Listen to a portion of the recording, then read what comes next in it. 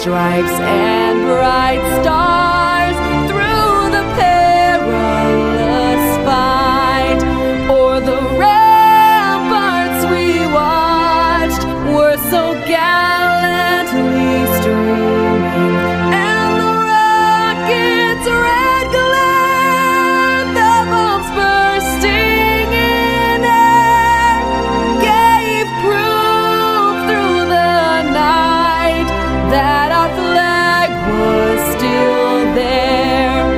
Oh, say does that star-spangled banner yet wave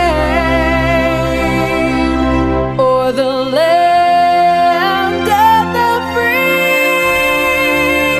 and the home of the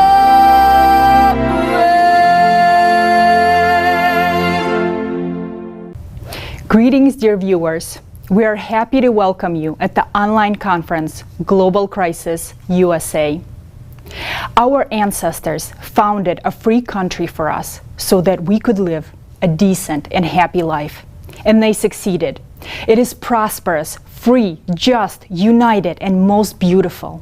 A dream country for all freedom-loving people. We are all different. But since the day it was founded, our hearts have been united by one spirit, one constitution, one flag. And it is our America, the land of the free and the home of the brave. It raised us. And its vast expanses we've been learning, working, loving, and developing together.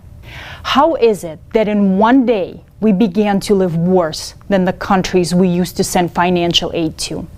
Gasoline, electricity, and food prices skyrocketed. Record inflation is devaluing our salaries and eating away at our savings. How many of our citizens with good jobs and salaries are living in their cars simply because they can no longer afford to pay the increased rent on their homes? How is it that today we are forced to stand in line for chowder, that we are restricted from using electricity, that we cannot fill our car, that we have no drinking water? We are afraid of war, afraid of our own neighbors, afraid to let our children go to school, because even there it is no longer safe. Do you even remember what the American dream is about? This is the reality of America today. It is our reality. We have created it with our own hands. But the worst part of this reality is the worsening of the climate crisis, which our society has no influence on at the moment. Thousands of Americans are already suffering because of the climate, and soon millions of our citizens will be suffering. It is unbearable and scary to continue living like this. How can we save America? How can we save us all? Today, we will bring up topics that concern each American, and most importantly, we will give a solution that will be beneficial to every single person. It is the way out of all these crises that has brought us all together today at this momentous conference. It is time to show what Americans can do when we are all united. So let's get started.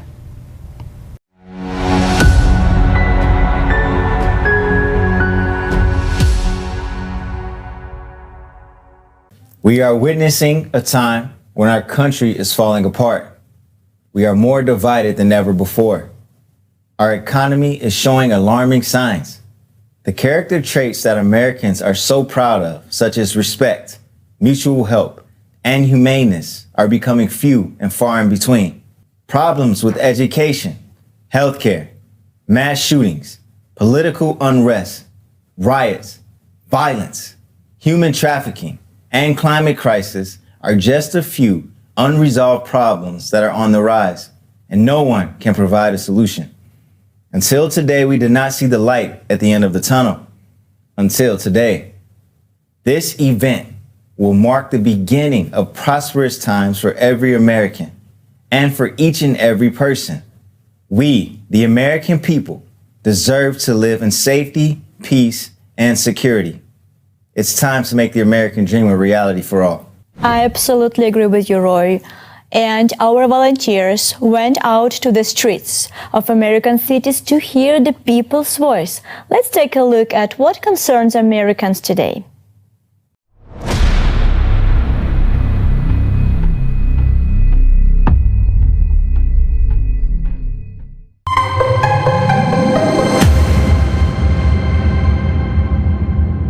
The biggest problem I see in society right now, living in the United States, is people value things over people. The concerns that I have for the United States is the division that we have amongst each other. I'm from Texas, so the shooting last week, it's terrifying. I don't have any kids of my own because I'm scared to bring a kid into this world. I don't want to, send them to school and be worried they're not going to come back. When I have grandchildren, and I don't want them to be scared going to school. I think the biggest crisis is I feel, people fight too much over religion and race. Hate and racism.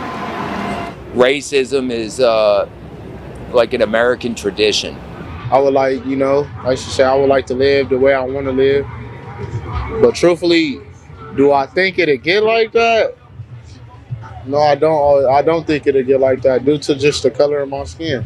I feel like I don't know, there's too much competition and all that in this world. First and foremost, I think there's no excuse for there to be homelessness in this day and age. I think there's more than enough wealth in this country to meet people's needs. And I think that if we as a nation, we as a people, kind of put more the priority to being about meeting people's needs as opposed to me all the time, looking at just like caring about your community and its well-being as opposed to just your own self. I think that, homelessness could be ended, and I think wealth inequality could be a lot better than what it is right now. I didn't expect to see people on the street, homeless people. So I want to think that the gap between the rich and the poor is so wide in the United States. I didn't expect to see that. I see the homeless on the street living inside tents, and it's something I see over in Cameroon. I didn't expect to see it. Gravitation towards extremism and extreme division. I think the inflation is really bad. It's really hard. Groceries used to be like $100 a week. Now it's like $250 every week. $5, let's say gas, or your groceries. You used to spend $200 a month. Now you're spending $700 a month. It's not sustainable. Yeah, I mean, the economy as a whole is pretty tough right now. We got inflation, rising cost of goods. That's tough. Wages, they've been pretty stagnant when it comes to the cost of rent. Home buyers, it's getting tougher and tougher to be a home buyer. We got all these corporations coming in, buying residential homes, making it tough for the regular mom and pop people trying to become a homeowner. So that's making it tough for the American dream to become true. We do that, it might not be possible because of prices are going up 100-200%. Inflation is out of the chart. In my lifetime, I haven't seen this much inflation. The resources, like food, gas, water, things like that puts a lot of people on edge too, because we're experiencing shortages here, shortages there, and famine and all this other crazy negative stuff. It's just like terrorizing and tearing this world down. Corporate greed, and the way the tax system has been set up in the past years. Affordability, people can't afford to live in the homes that they have. They can't afford the rent. They can't afford to feed themselves. They can't afford the medicine that they need. There's people, dying from diabetes. Separations based on class, race, and it's definitely political. Stances have become a lot more extreme recently. Democracy in general. I would say politics, how everyone is against each other. If the prices raise the way they are, where are people going to live? Now you really can't afford a home because the homes, even rent apartment, you can't do anymore. If you're going to raise them, then the salaries need to be raised also. My biggest concern is the lack of financial education in school systems, because we all grow up in the same system. Go to school, get a diploma, go to college, get into debt, get a degree, and work there for the next 30 to 40 years and hope for a great retirement and depend on your employer. But unfortunately, that is not happening nowadays, and people are going back to work at 60 or 70 years old. So the lack of financial education needs to be solved today. Well, I think we do have a lot of problems, but for me, the biggest one that scares me actually is climate change, because I genuinely don't know if by the time I'm 50, if the world will even be like in living condition. I know FEMA gives out a lot of money for contractors to do a lot of disaster relief work, but we actually, as a nonprofit that I was working with, we had to actually go back and redo a lot of work that contractors did because they were just trying to get in and out as fast as possible. So I think that concept is called disaster capitalism, where, you know, making money off of people's natural disasters and what's happened there. The biggest change, at least that we can witness in California, is obviously the wildfires. They're happening with greater frequency. Same with the drought. They're longer and more severe. A lack of compassion for other people.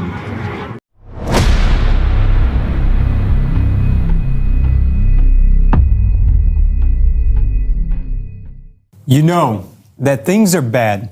It is no longer a secret to anyone. You see how many issues there are. Today, we are going to look into the root cause of each one of them. And we'll talk about the solutions, how to fix all of this mess that we got ourselves into. To begin with, let's take a look at the economic crisis in the United States.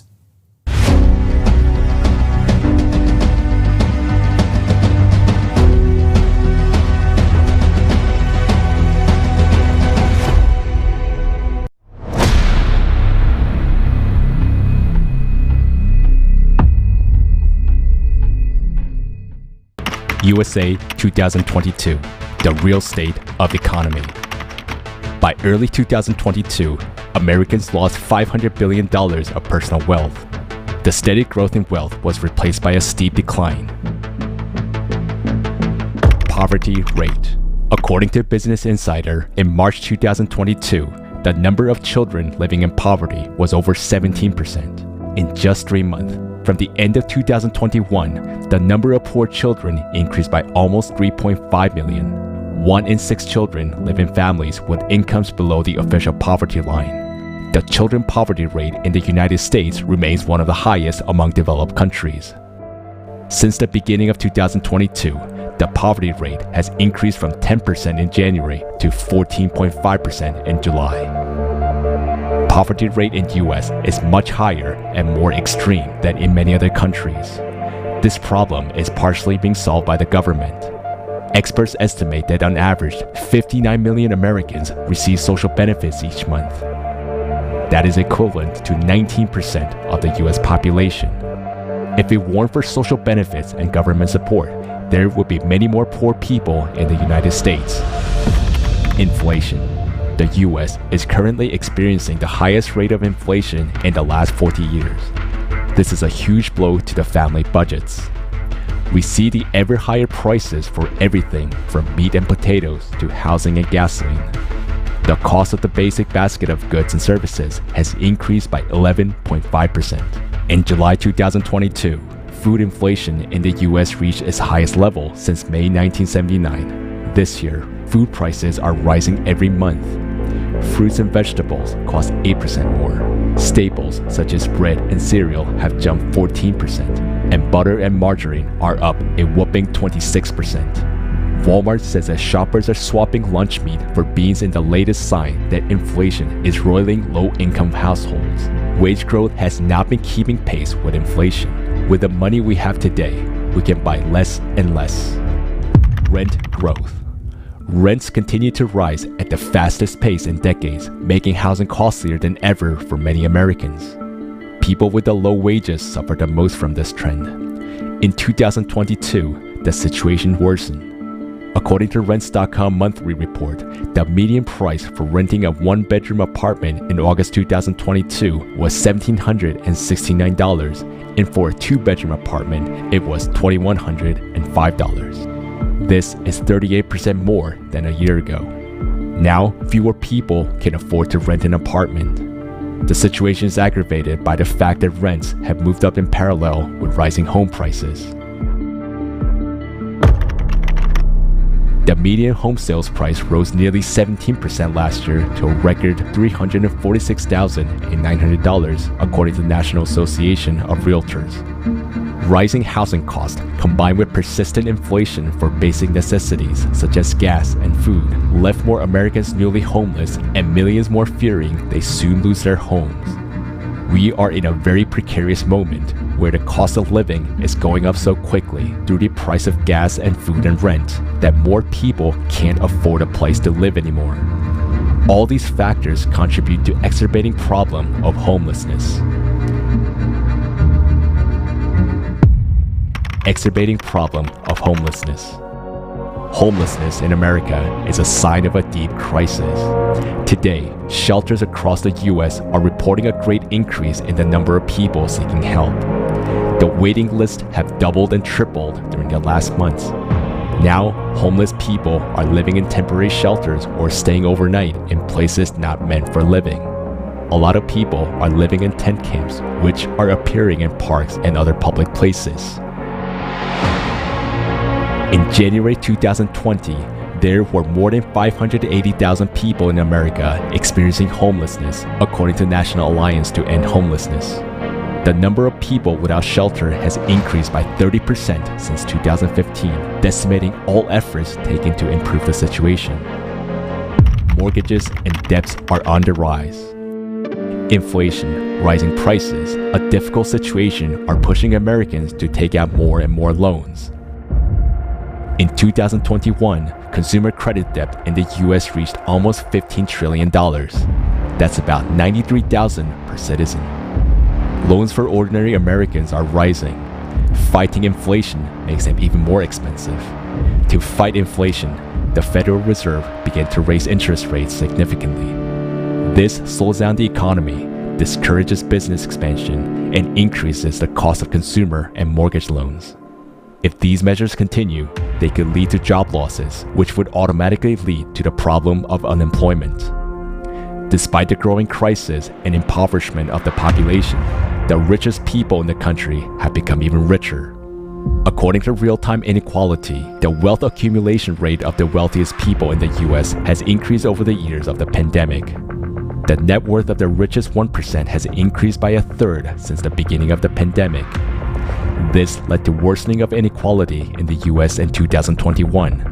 10% of the country's population owns 70% of America's income. Given the worsening economic situation in 2022, the level of inequality in the US will become even higher. According to the Organization for Economic Cooperation and Development, income inequality in the United States is the highest among the G7 countries. So what can we expect from the economic crisis? Now, it is predicted to worsen for at least 5 to 6 years. And this crisis affects not only the US, but also China, Europe, and other countries. The whole world is going into a global crisis that can't be stopped in our format of economy. Inflation is worsening. The income of the poorest Americans and the middle class will continue to devalue. A policy of controlling inflation will bring more and more businesses and industries to a shutdown. This will lead to unemployment and even greater drop in income.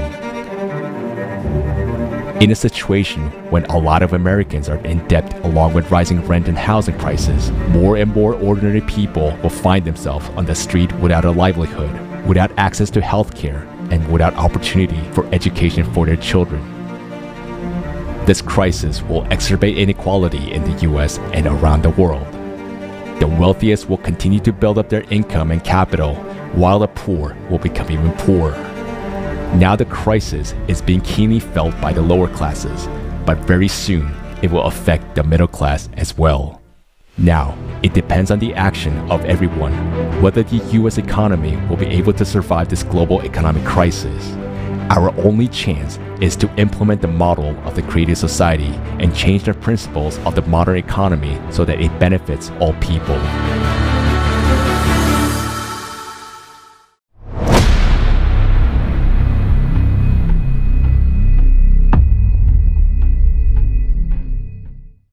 Why the child poverty rate in the United States remains one of the highest among developed countries. This is a real tragedy and we are losing entire generation. I can't believe that such a large percentage of children are in need of food and other basic necessities in our prosperous and developed country. To me, this is a very alarming sign. And the poverty has increased in the USA. It's 14.5%. In addition to that, 60 million people, or 20% of the population, are receiving food stamps or financial aid today, which is not so good compared to other developed countries. And the trend does not look optimistic. Of course. That's why I understand why the streets of California are filled with so many homeless people, including homeless children. Can you imagine what a nightmare that is? And all of us are experiencing rising food and housing prices, and many of us can't pay off credit cards. 42 million Americans miss the due date on a credit card payment. I even had to take a second job to support my family. Everyone wonders, why is this happening and who is to blame? Today, we have Tally all the way from Silicon Valley, California. As a major in business administration, Tally has studied the question of economic degradation for many years, and now we'd like to hear from him.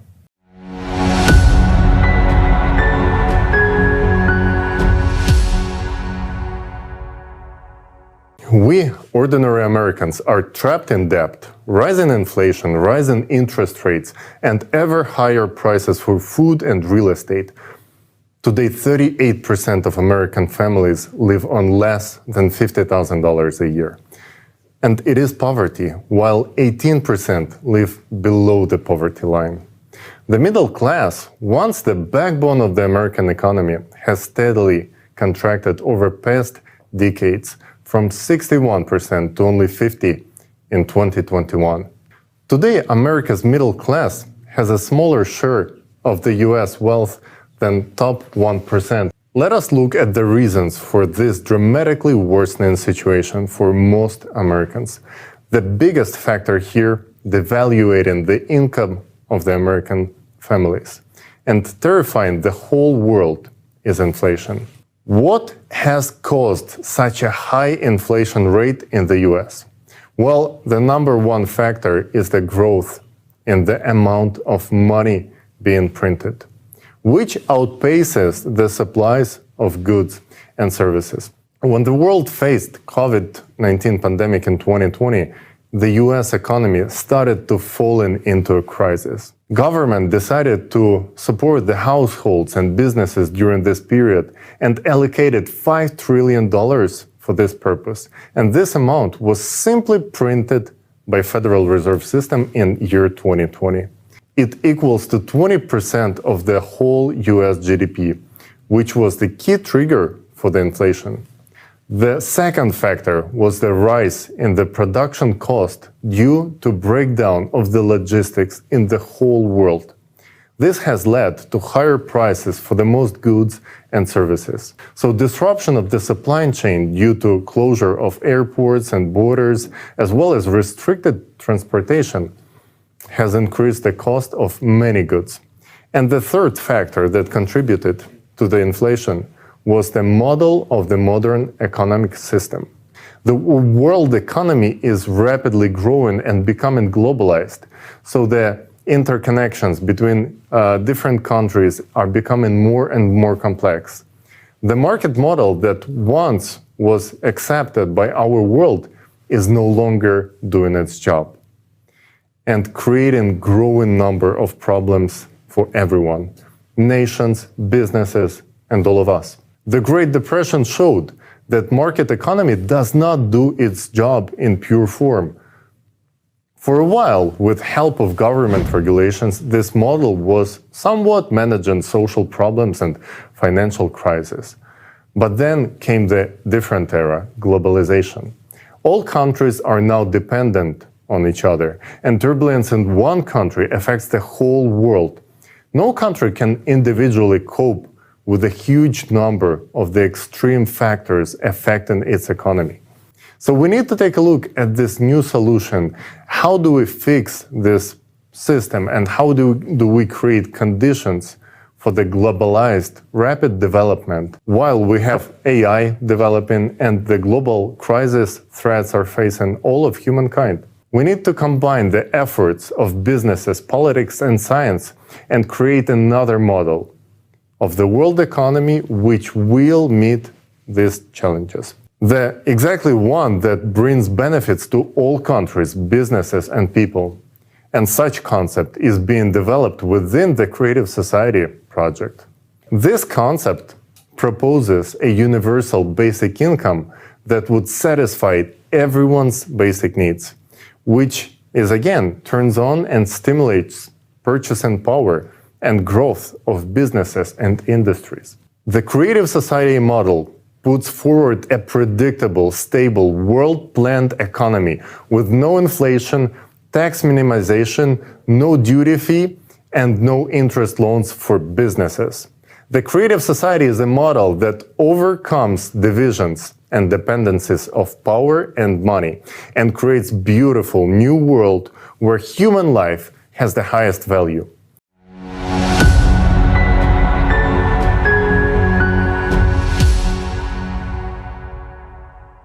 Dear friends, please share the information about the Creative Society with every single person you know. Because everything depends on you. Everything depends on our choice. Right now, we have a wonderful possibility to change our world.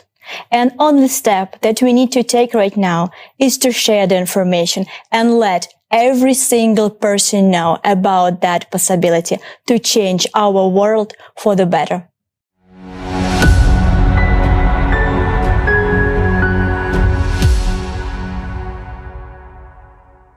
Facts that we just heard are quite disturbing. Can we see that first graph? Income inequality is devastating. Middle class is shrinking faster than ever before. Society is polarized, and you can see how the wealth of the general population has been decreasing for decades. But look at the way it plunged since 2020. If that's not the beginning of a crisis, then I don't know what is. How do they plan to solve the problem of this huge debt bubble? There are really no economic or even mathematical models that can solve the debt problem. It is tens of trillions of dollars that states owe to each other and hundreds in generalized debt. Historically, this kind of crisis always led to a war, and the winner was setting the rules to benefit themselves. And it makes no sense to repeat the same thing. Again, we have to start from scratch before it is all too late. All debts have to be reset. U.S. will benefit from it the most, as the debt of our nation is the biggest in the world. Otherwise, the economy collapsing, like now, that's going to be a hard fall for us to take. That's true.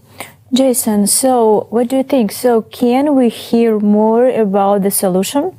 How do you transition to an economy which is interest and debt-free, a thriving economy that serves people? Maybe Kelly can answer this question? Yeah, thank you, of course. Well, first of all, the economy has to have a goal. Without the goal, it's just like, we're not going to do it. And the goal has to be simple, to provide each one of us with everything necessary for living. So basically, it is called universal basic income. And the economy has to generate wealth for all of the people. That is the only way to actually avoid mass unemployment with the introduction of automation, which is already happening. We're already witnessing it.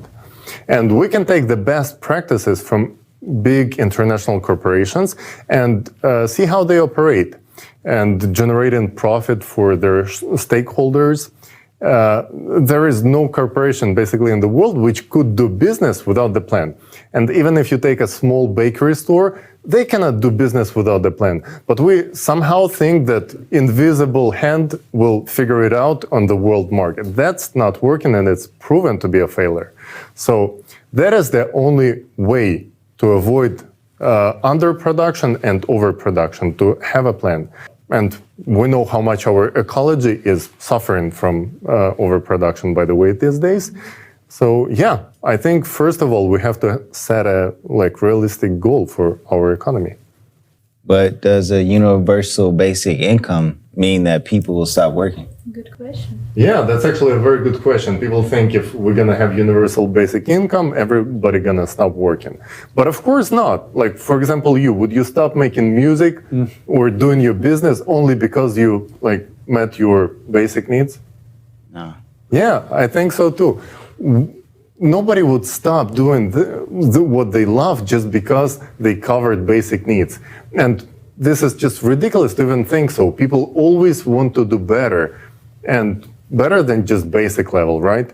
And social status is also important. So people tend to aspire to do better. And the ability to do business and work, it is also very important. And it also has to be everyone's right, just as it is today. But we have to make the system work right for the benefit of people. Today, because of the debt slavery and fears of losing jobs and constant crisis, people are so stressed out that it is basically a constant stress, just constant basis, that many people just simply cannot handle it. And the system itself is driving people crazy. This is one of the major reasons why we have so many problems with mental health in the society, and simply we cannot call our society a healthy society.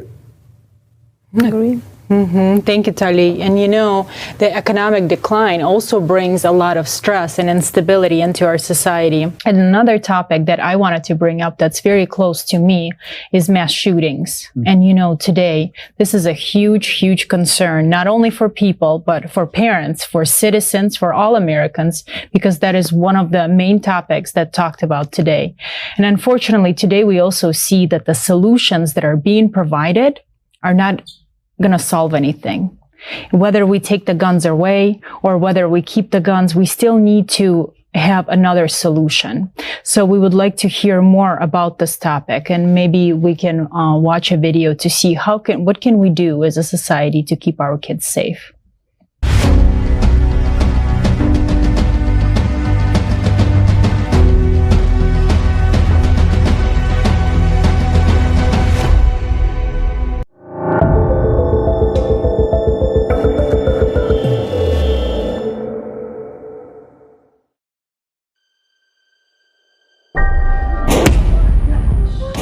Car accidents are no longer the leading cause of death among children in the United States today. How is it that one of the most developed countries in the world became a leader in the number of child deaths from firearms? We are unable to protect our children.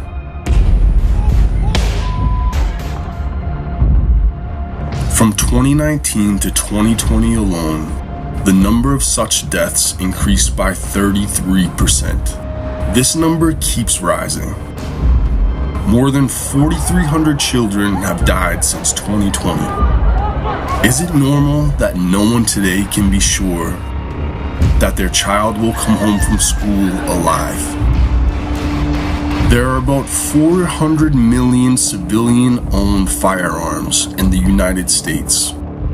We already have more guns on hand than there are people in the country. And in spite of this, we still don't feel safe. There were 417 mass shootings in 2019, 611 in 2020. And last year, this number has increased to 693. In 2021, 40,000 people were shot dead. That's comparable to the population of cities like Concord in New Hampshire or Lenexa in Kansas. Every year, an entire city is shot down. We elect these or those politicians hoping that a new government will change the situation. But the number of shootings and the amount of violence is only increasing. Some people yell that free access to guns is to blame, while others say that it's our Second Amendment right. While they are butting heads with each other, our loved ones continue to die. In our consumerist society, human life is worthless.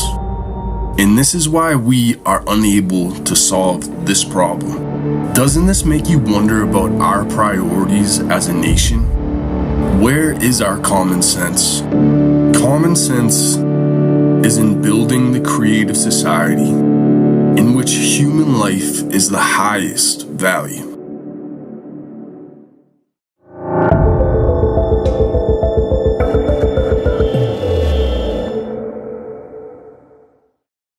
You know, every time I watch the news that more and more include reports on the mass shootings in schools, my heart aches. My heart aches for those parents. My heart aches for, our society. I cannot imagine what the victims' families are going through. And, a question arises, isn't our society that hopeless that we cannot solve this problem today? It's one of the most critical problems, I would say, that we have. Well, before Jason answers that, the truth is, many people refuse to even think about this problem because they see no way out of the crisis, But the solutions that are being offered, this virus of aggression is too deep, I feel like, in the bones of the people, Yeah. But if we want to call ourselves civilized society, we definitely need to do something. We definitely need to find a solution to this problem. And let's hear today the opinion of a retired veteran and the father of two, Jason Bell. As a veteran, one becomes acquainted with violence and develops the ability to operate in that violence. But when did this become the acceptable norm in our society? In 2009, a shooting occurred on a military base, and it became embedded in people's minds that a mass shooting is something where a bunch of people die. Well, unless you study this topic or have some experience, of course this is the embedded image. Our media brings up these topics only when they are convenient talking points to create and benefit from some political wedge issue. Is it not our hope that our children make it to adulthood and become fully prepared for the life ahead of them? So why is it that our morals are constantly degraded to the point that we are stuck in fear and indecisiveness? Our values have degraded very much. Just look and imagine. Our country has been at war or in conflict longer than I have been alive. This includes abroad and here at home. Is it no wonder that we stay stuck in this state of hopelessness? So tell me, even though we feel that this is wrong and not normal, why do we keep consuming the news that only portrays a narrative beneficial to propagating this behavior? You see, there is an understanding in developmental social psychology that media plays a role in the worldview of a human being. Since 2015, there has been a constant increase in attention-seeking motivations for mass shootings. They receive more coverage. The Violence Project has found this to be one of the reasons mass shootings are carried out. Analysis of the amount of mass shootings has revealed it to be 314 this year alone. This year isn't over. I am sure that you value your life and your loved ones' lives as well. So why is any loss of life acceptable at all in a society that prides itself on protecting its tribe? Let us now look at the common solutions argued in the media and used to divide us at the dinner table. Reactionary measures are the most commonly used solution. As we train our children to hide under the school desk, an active shooter knows the same information. Our actions are similar to instructing murderers where and how to commit their crimes in order to gain more attention. Now take away the guns. This is what many find themselves going to. That's not the answer either, because at least for us, this is one of the reasons this country exists. That is our ability to answer any perceived authority that infringes upon our liberties. Okay, so what is the solution? Think about this as we move forward. The United States is a collection of unique individuals who make up states. We are known to pride ourselves on caring deeply and heavily for those we love. We pride ourselves on working tirelessly and without complaint for our children. so they too can enjoy the American dream. Well, if this is the case, let's look at the solution then. The Creative Society format, the 8 pillars, allow for the restoration of our moral values and give us the means to use governance, that is self-governance, and technological advancement to protect all human life. But we can't seriously answer this without being sure that we value human life, as is stated in the first pillar. Human life cannot and should not be a business. Matter of fact, pull out a quarter from your pocket or from your change jar. Are you ready? On your quarter dollar, we have e pluribus unum, and that is out of many, one. Let us return to this idea through the Creative Society format. Out of many, one. Great. Thank you so much, Jason, for bringing this out. Thank you so much for this information. It's very, very thought-provoking. And we understand that the situation with the mass shooting in America is a disaster. And it's taking away numerous lives each year, and it only gets worse and worse. But even more lives are being taken by climate disasters now. And if with the mass shooting we still can come to our senses as a society and stop it, in the case with the climate, we have an enemy that is ruthless and takes no hostages. There is nothing we can do in the current format to prevent even more devastating losses in upcoming years. Just to show you how much of a problem this is, we have a video prepared with the statistics and the latest facts on extreme climatic events. Let's watch it together.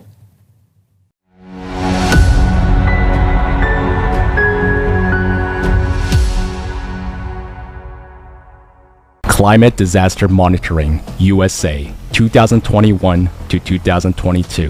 Tornadoes.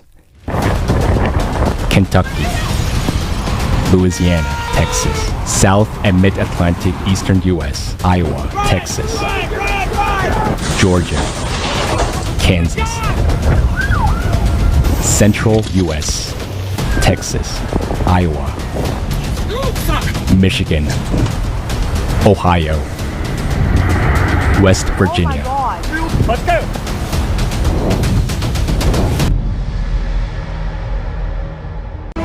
According to NOAA monitoring, there has been a rapid increase in the number of tornadoes across the United States. In December, there are on average 24 tornadoes per month. But in 2021, December set an all-time record, 232 tornadoes. That's almost 10 times more than the norm. As early as March 2022, a new record was broken. On March 5th, a series of devastating tornadoes struck Iowa with abnormally high strength and the longest path of any known tornadoes at this time of the year. And already in April, a single series of tornadoes caused more than $1 billion in damage alone. This chart shows that the path of tornadoes across the land is getting longer and wider. In the near future, given such progression, the most powerful tornadoes will occur year-round, even in those areas of US where they have never happened before. Storms and hurricanes. Hurricane Ida. Central US, Southern California, South and Mid-Atlantic Eastern US, Midwest, Northeast US, Montana, Minnesota, South Dakota. According to the study, the number of powerful hurricanes has increased by 30%. Hurricane Ida intensified abnormally fast and jumped from Category 2 to a Category 4 in about 24 hours. If earlier hurricanes used to weaken after reaching the mainland, Ida maintained its strength and affected 22 states.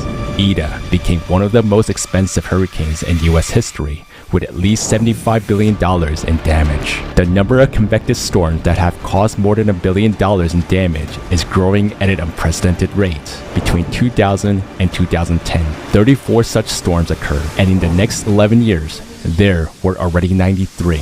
Abnormal heat and drought. California, Texas, Oregon, Nevada, Utah, New Mexico, Arizona, Connecticut, Massachusetts, Oklahoma, Nebraska, Kansas. According to the U.S. Environmental Protection Agency, extreme heat waves across the country have become longer and more intense. In the United States, extreme heat is the leading cause of death from natural disasters among our citizens. Every year, the temperature anomalies increase. Today, 66% of our country suffers from drought. Moreover, 27% are the most dangerous types of drought. Since 2000, their area has grown more than fivefold. The mega drought has affected more than 2/3 of the states that are vital to the U.S. agricultural sector and support nearly half of national production. According to the current drought progression, within a few years, the U.S. territories may become completely unfit for agriculture and even for life. Abnormal rains and flash floods. Washington, Alaska, Yellowstone National Park, Montana, Virginia, Missouri, Kentucky, Death Valley National Park, California, Nevada, Texas, Mississippi.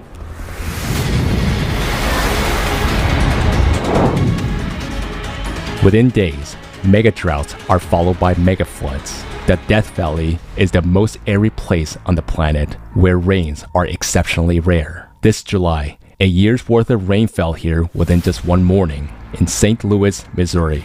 A quarter of the annual rainfall fell within just 12 hours. Such flood used to occur every 1,000 years. But in the summer of 2022, in less than 1 month, 5 1,000-year floods occurred in the United States. Some 70 million people were affected. Wildfires, Marshall Fire, Colorado, Calf Canyon, and Hermit's Peak Fires, New Mexico, McKinney Fire, California.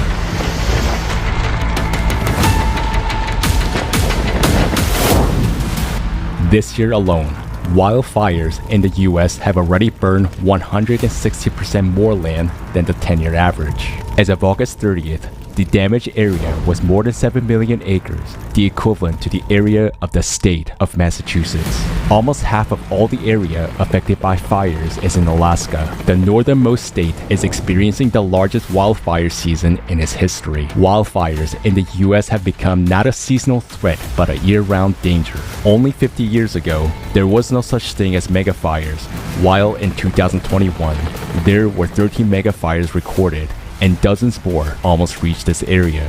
The Marshall Fire in Colorado broke out in late December. Its winds accelerated to a speed of a Category 3 hurricane and became the most expensive fire in the state's history. Losses totaled $2 billion. Climate disasters are increasingly hitting the global economy. In the US, over the past 10 years, the climate has caused more than $1 trillion in losses, and 2/3 of this amount falls in the recent 5 years. In 2021, losses from the natural disasters total $169 billion, which is 95% above the 21st century average. Over the last 30 years, the number of natural disasters has been growing at a shocking rate. But that's not the trouble yet. The real trouble lies ahead.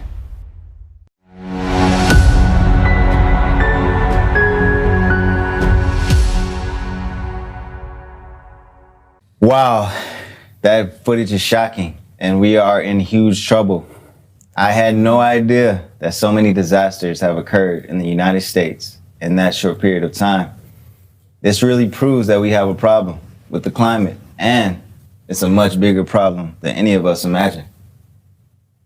Absolutely. And to me, this video shows a complete picture of what the current situation is.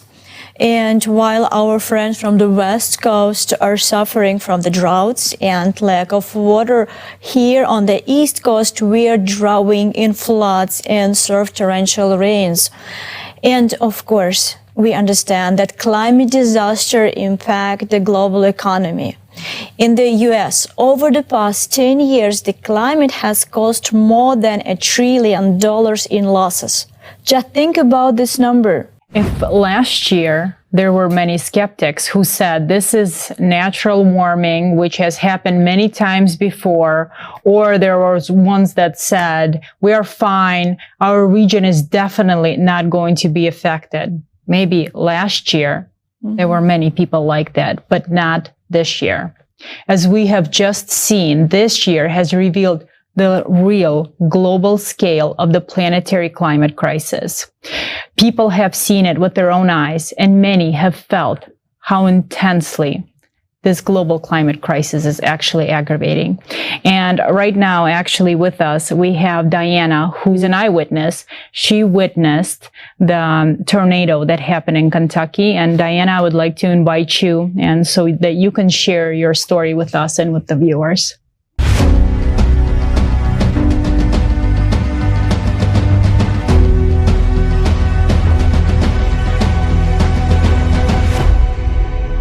Thank you so much for having me, everyone. It's a pleasure to be here. And as you all know, on December 10th, an EF tornado hit the United States and affected 10 states, including Kentucky, with an epicenter in Mayfield. And EF4 is the second strongest tornado on the enhanced Fujita scale. It was the most destructive tornado in Kentucky history, and we were completely unprepared for it. As a Kentucky resident, I was heartbroken when I heard about the tornado in Mayfield. The sirens went off at 4 a.m. on December 10th. Even 300 miles away from the epicenter in Lexington, it was very frightening. When I visited Bremen, Kentucky, they lost 10 people within their town. For a town this small, losing 10 people is a huge loss. The whole town was locked down by the National Guard, and only volunteers or local residents were allowed to enter. Overall, 77 Kentuckians were killed in this disaster. Even today, there are multiple people that are still missing, and a state of emergency was declared. Along with 10,000 Federal Emergency Management Agency claimed they were made. Also, 10,000 people have lost everything, and in some cases, people lost their loved ones. Some of them lost their parents, some of them lost their children, and people were completely unprepared for this type of a catastrophe. I have seen people's pain, and it's terrifying. It's hard to go through a loss of everything, along with losing your loved ones in a consumer society. People who went through the Kentucky tornado received psychiatric support at Bremen, Kentucky. After the tornado, an enormous number of volunteers showed up to start cleaning and helping people. The damage that the tornado caused is hard to quantify and express, as so many human lives were lost. But this was not the end of the disasters for Kentucky. Even as 7 months later, people were still trying to get their lives back to normal. Kentuckians experienced the worst flooding they've ever seen, and another state of emergency was declared on July 27, 2022, resulting in death of 40 human lives. Many of the roads were so flooded that even today, people who live in eastern Kentucky can only get their baby formulas delivered by horses. Can you imagine starting your life from scratch as a climate survivor? To lose everything, or even loved ones? Now we see that climate disasters are gaining momentum around the world. Already millions of people are experiencing this terror from the elements, and this disaster has already come to our home, the United States. Yes, we have a lot of problems in our country right now, but we're a strong nation. Having been to the scene of a tragedy in Kentucky, I saw with my own eyes how ordinary people unselfishly help each other. Volunteers from other states brought food and first aid supplies and took the initiative to rebuild homes. It shows our people's enormous potential in humanity when we unite around one common goal. And to ensure that this terrible tragedy that happened in Kentucky is not going to be repeated anywhere else, not in the United States or anywhere else on the planet, we need to unite our potential and build the creative society. Don't you think we can do this, America? Let's become the golden standard for the world to follow. Let's build a creative society where human life is the highest value. Yes, Diana, you are right. Indeed, the situation. Thank you. Thank you for sharing that heartfelt story. It's devastating to hear that so many lives have been lost. You're right. The situation in society is definitely complicated. Many are already voicing that we are not the United States of America, but the divided states of America. But we must remember what has been making our country great through all these years. It's the people. We are America, right? Yeah. Our strength is in unity. Our uniqueness is in diversity. Americans are wonderful people. ready to lend a helping hand to each other when one is in need. You are absolutely right that we really need to change the format of the living from a consumerist dead end to the creative society.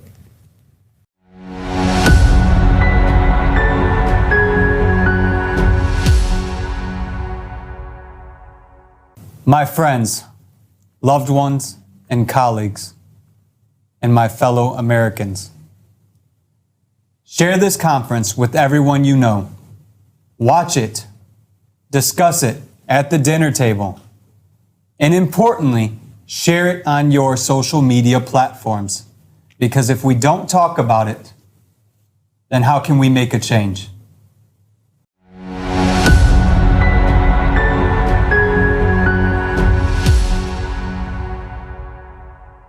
Today, it is already obvious for everyone that climate is changing, and no one can really deny that. Although we are being told that this change is human-made and is caused by anthropogenic CO2 emissions. But is that really the case? Can humans affect the climate that much? There has been an uneven fight against CO2 emission for almost 4 decades. They implemented new taxes, quotas trades on markets, and billions of dollars have been allocated from budgets to green projects. But the more we fought CO2, the more money we invested into this fight, the more things with climate were actually getting worse and worse. So to start with, let's understand what CO2 is and how much of it do humans emit.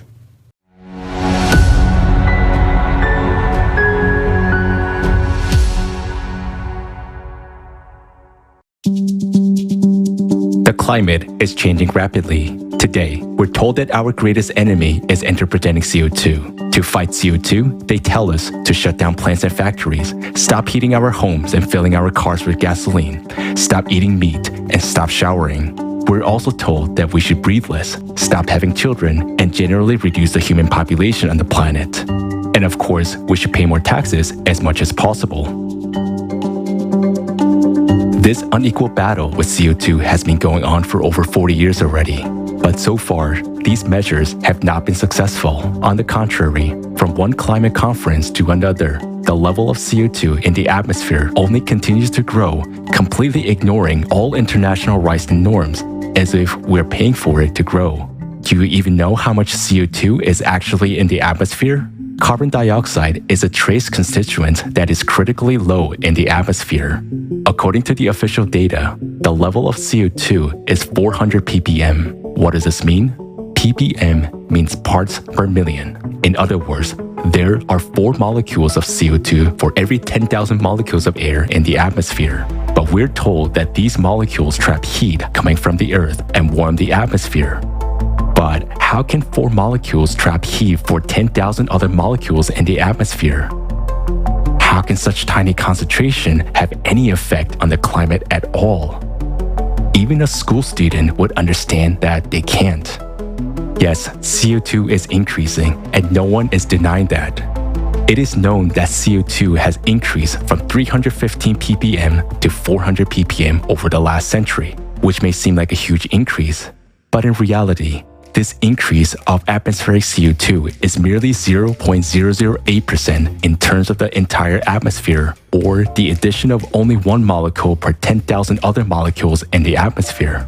Hold on a second though. It's not just humans that add CO2 to the atmosphere. There are also natural sources such as oceans, volcanoes, trees, and marshes.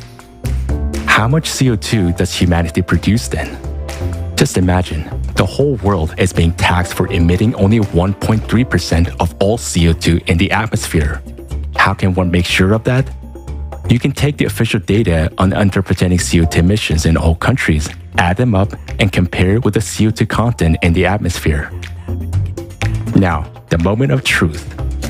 In 2020, over 33,000 megatons of CO2 were emitted in total in all countries, while the atmosphere contains 2.5 million megatons of CO2.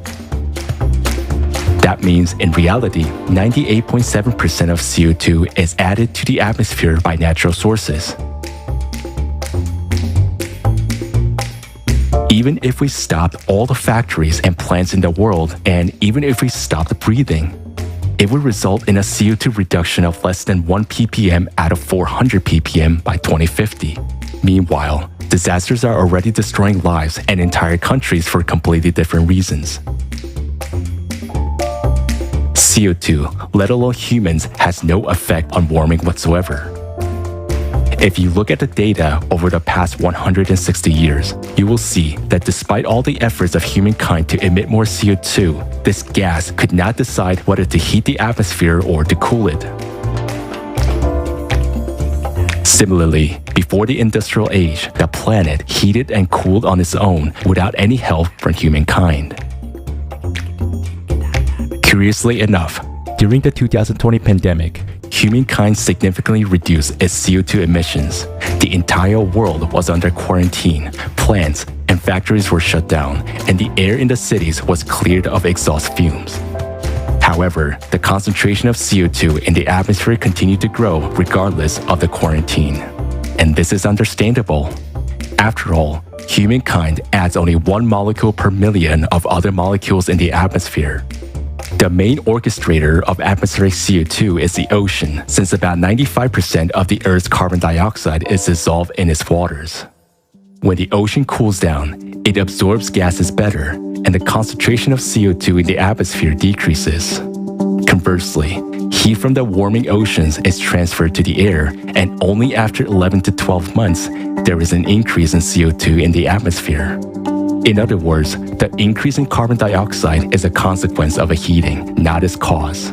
And humanity has nothing to do with this process, nor does it have anything to do with climate change. But if CO2 increases naturally, it must intensify the greenhouse effect anyway, right? That is absolutely not the case.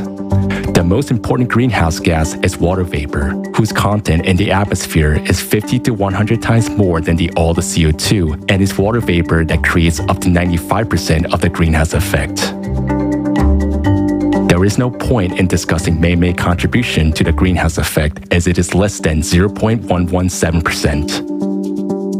But perhaps most surprisingly, according to experiments and theoretical calculations, the growth of CO2 in the atmosphere has a cooling effect.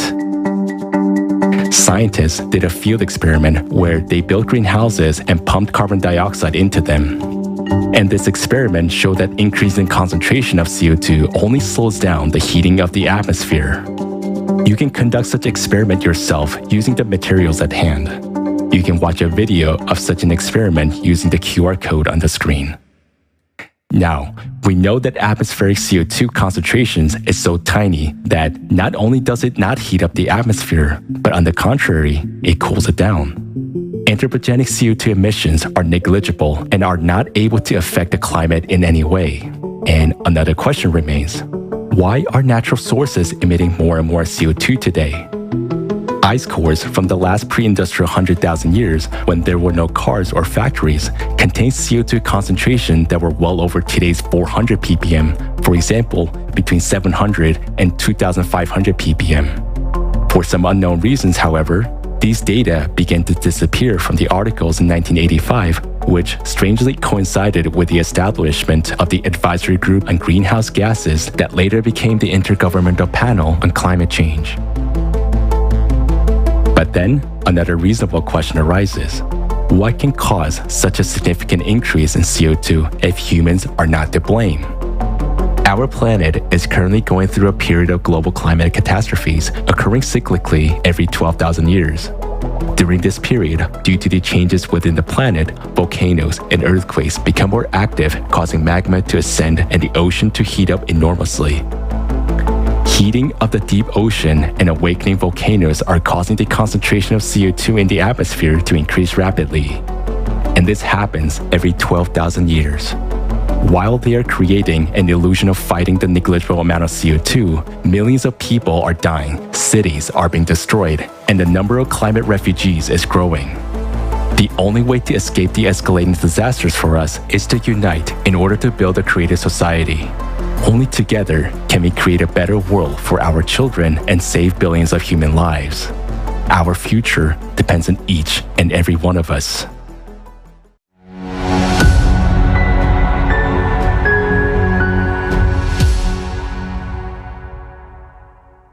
This actually might be quite shocking to many, the fact that CO2 is rising because of the ocean water getting warmer. Many million years ago, the CO2 level was as high as 7,000 ppm, and now it is only 400 ppm. So where did the difference go? It's all stored in the ocean waters. And ocean is the primary storage of CO2. And the way it works is like this. When ocean gets cooler, it absorbs CO2. And then when ocean waters getting warm, they start releasing CO2 back into the atmosphere. So believers of anthropogenic theory try to convince us that the ocean warming up because of the human emissions of CO2, when in fact it is the complete opposite. You'll find out the true cause of warming up of the ocean waters just in a few minutes. Oh, I like the suspense. Yes, it is indeed. Isn't it interesting that during the pandemic, when the industry slowed down, CO2 should have stopped rising, but it continued to grow? However, it is not surprising at all, since humans only emit a little over 1% of CO2 emissions into the atmosphere, and the rest comes from the ocean. And it is also worth noting that swamps and trees have recently started doing the same. Normally, they should be absorbing more carbon dioxide than they produce, but now something strange is happening. They have become net producers of CO2. And also, from the video we watched at the beginning, we saw that the record-breaking wild megafires became a year-round active threat. There are more and more of them, which also significantly contributes to CO2 levels going up. Yes, so even if we stop all factories as planned by 2050, we will reduce CO2 levels by only 1 ppm. That's 1 particle per million. That is absurd, just like building plants that capture CO2 out of the atmosphere. That's very CO2 that is emitted by the ocean. And many of these plants have already been built using governmental grants, hundreds of millions of dollars. And according to the estimations, they were supposed to capture 4,900 million tons of CO2 every year. But they only captured 0.2% of that amount. While at the same time, they successfully captured 100% of the budget money wasted on them. This would be funny if it wasn't my money, taxpayers' money. But when I pay taxes, I expect those to be spent in a better way to improve our lives. But 0.2%? This is ridiculous. I hope it is obvious now to all sensible people that all these programs aimed at fighting CO2 have nothing to do with impact on climate. Let's take a look at the real causes of climate change.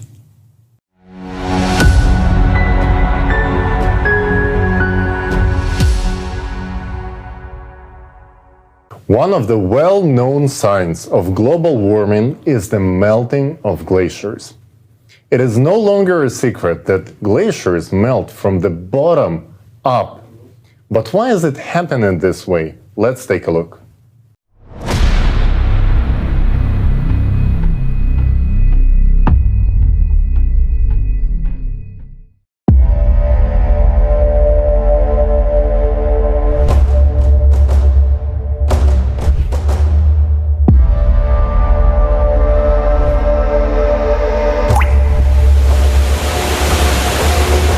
Everyone has already heard that glaciers are melting catastrophically fast.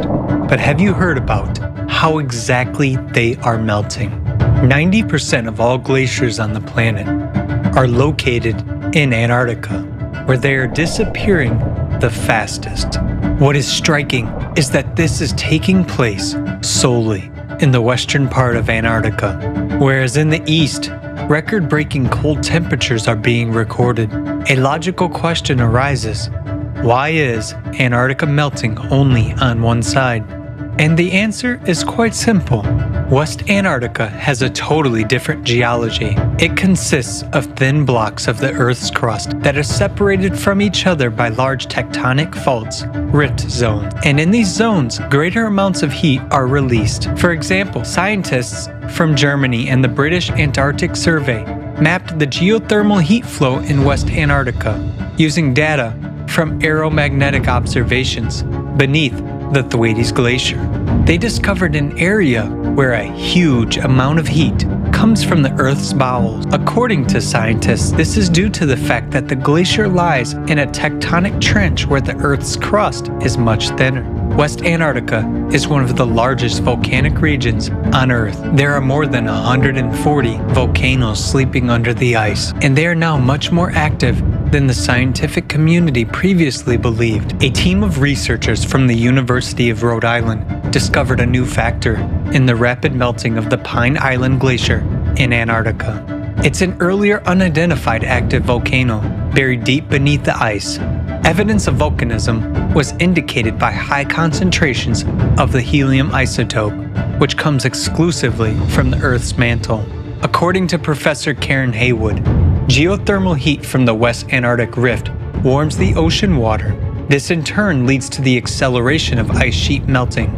Thus, it is the geothermal heat from volcanoes that is contributing to the rapid melting of the Antarctic ice sheet, not global warming at all. But why are there so many volcanoes under the ice of Antarctica? NASA experts have found out the reason based on data from NASA's IceSat and IceBridge satellites. They have concluded that under the surface of West Antarctica, there is a large mantle plume that is a flow of red-hot magma which rises and expands beneath the Earth's crust. According to the scientists' calculations, this area is warming with almost the same intensity as the Yellowstone supervolcano. The heat flux measures 150 milliwatts per square meter, reaching 180 in the rift areas. This is about 3 times as much heat as the adjacent rock layers receive. Thus, all indications are that glaciers in Antarctica are melting, not at all due to anthropogenic factors, but due to the volcanic heat. At the same time, the temperature of the Earth's crust is rising and parts of the territory are elevating abnormally. Why does the scientific community ignore the connection between all these phenomena? Equally intense ice melting is also taking place on another part of the planet, in Greenland. Research conducted in October 2020 showed that Greenland's ice is now melting faster than ever before in the past 12,000 years. In 2019 alone, Greenland's ice sheet lost the most ice in recorded history, 600 billion tons. It is also surprising that giant lakes appear under the surface of the glacier, which is actually 1.5 kilometers thick. As of today, we already know about 6 dozen subglacial lakes of Greenland. The temperature of the ice surrounding them is around minus 28 degrees Celsius. But these lakes do not freeze. Why? Several research groups of scientists joined in the effort to find an answer to this very question. They discovered the fact that under Greenland, just as under Antarctica, there is a mantle plume. Geothermal flows coming from its bowels cause formation of subglacial lakes and melting of glaciers. Using gravitational research, a team of American scientists led by Professor Ralph von Friese estimated the thickness of Greenland's crust. Active melting of glaciers has been observed in the northern part of the island, where the crust is thinner and an increased geothermal flow due to the rising mantle plume has been detected. Using seismic tomography data, scientists from an interdisciplinary team at the Schmidt Institute of Physics of the Earth saw that the flow of magma rises from the center of the core to the Earth's surface right beneath the central part of Greenland. This is where the largest number of subglacial lakes are located. The scientists have calculated the theoretical heat flux corresponding to this magma chamber and found that this heat is sufficient to warm the base of the glacier up to the melting point of the ice. These same results have been confirmed by similar studies using machine learning technology. That the world's 2 largest glacial regions, Antarctica and Greenland, are melting because of increased geothermal flows coming from the interior of the planet. But what is intensifying them? Mantle plumes have been beneath the glaciers for millions of years, but it is today that their magma rises closer to the Earth's surface and causes increased heating of the Earth's crust from the inside. This indicates that abnormal processes are starting to occur in the bowels of the Earth, in its very core.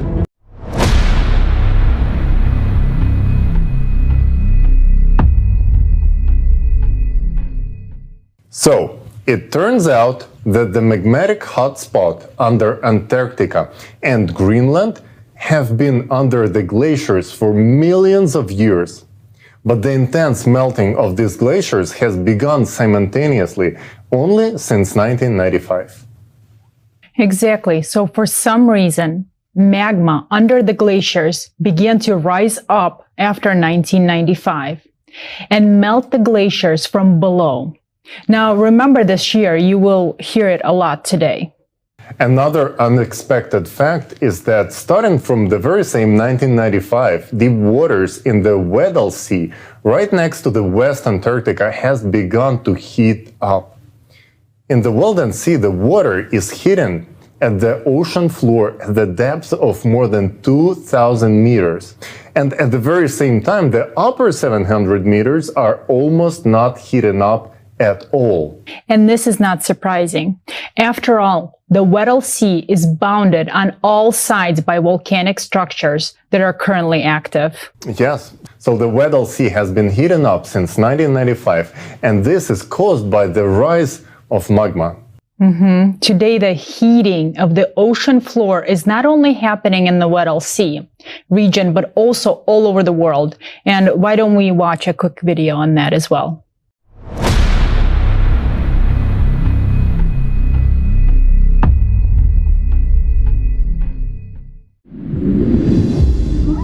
The ocean is the source of life for the entire planet, and for us, humans.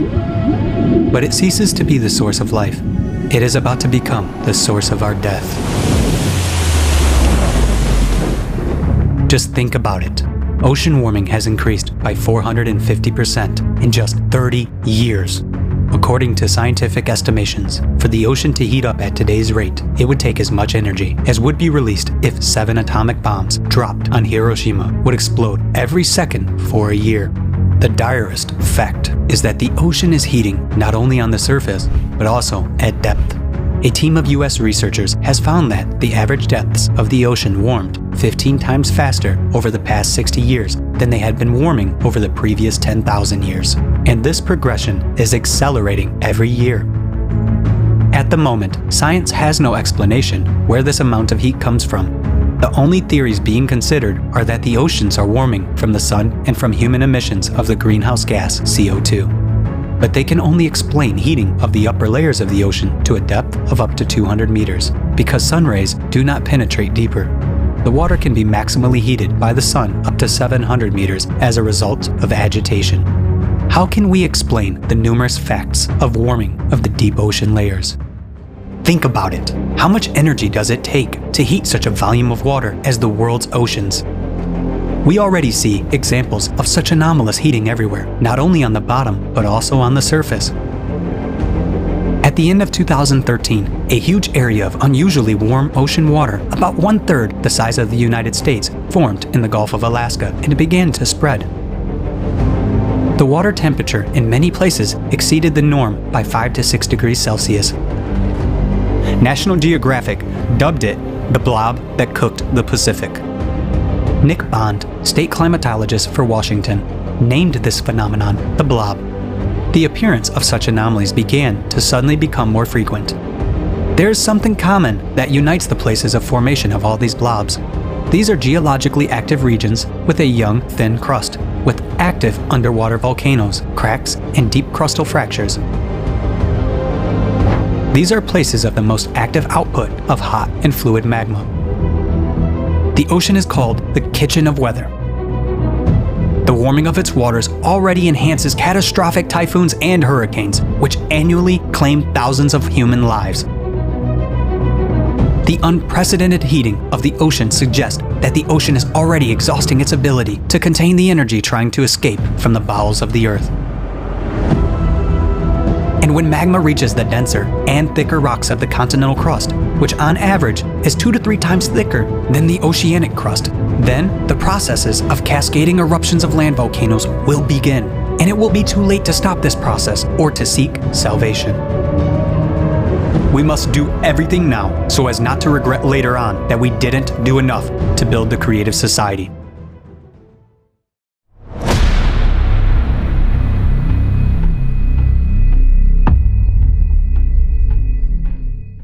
The way that the ocean hits at the bottom is truly shocking. It is important to note that the thermal anomalies in the ocean started to appear more frequently after 1995.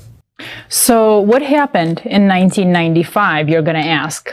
It is well known that since 1995, the magnetic North Pole began to shift rapidly with an increasing speed, which eventually became 4 times greater than usual. In 1995, simultaneously with the displacement of magnetic pole, the planet's axis of rotation began to move rapidly, 17 times faster than before. At the same time, there was registered one of the stages of unprecedented leap-like acceleration of the planet's rotation. You can see it on the graph of shortening of the day length. Yellow lines indicate how quickly the day begins to shorten, and the red arrow marks the stage in 1995.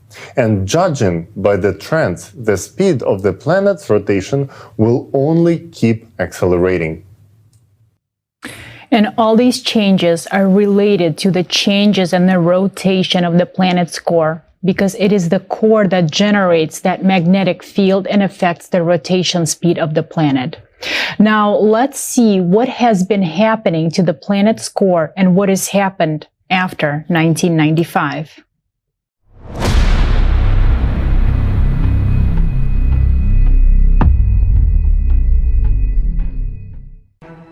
Another important evidence confirming that abnormal processes are taking place in the core is the drastic acceleration of the North Magnetic Pole's drift by 3.5 times over the past 20 years.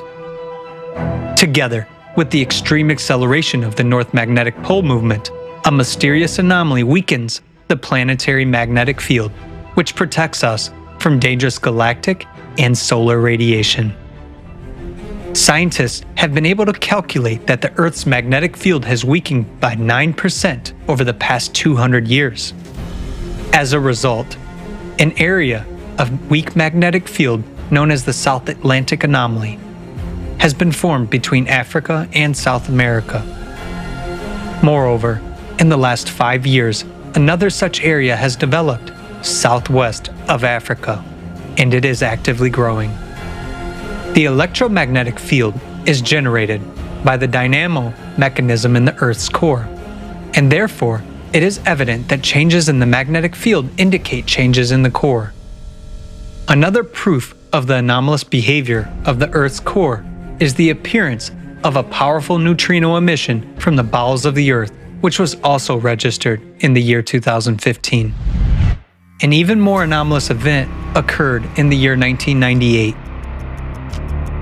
Scientists detected a sharp bouncing displacement of the core by observing the Earth's center of mass using satellites. As a result of the bounce, the core shifted sharply northward toward the Tamir Peninsula. At this time, scientists at the Medicina station in Italy detected a gravity burst. The velocity of the planet also increased, as well as the centrifugal force. Concurrently, there was a dramatic change in the shape of the Earth. As measured by a laser rangefinder system from the US satellites, the planet began to expand abnormally along the equator, whereas before that, the trend had been the opposite. Because of the increased centrifugal force, magma plumes began to rise closer to the surface, which increased the geothermal heat flow and the number of earthquakes. As a result, new faults and cracks began to form, through which water from the surface began to escape deep into the Earth. In the same year, there was a sharp increase in the speed of the North Magnetic Pole's drift. The bounce of the Earth's center of mass became the key factor of the system's imbalance. This event led to a dissonance among all the Earth's shelves.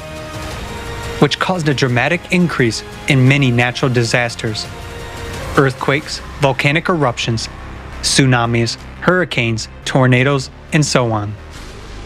It is worth noting that during the same period, there was also synchronous bouncing changes in natural processes on the Sun, Moon, Mars, and other celestial bodies of the solar system.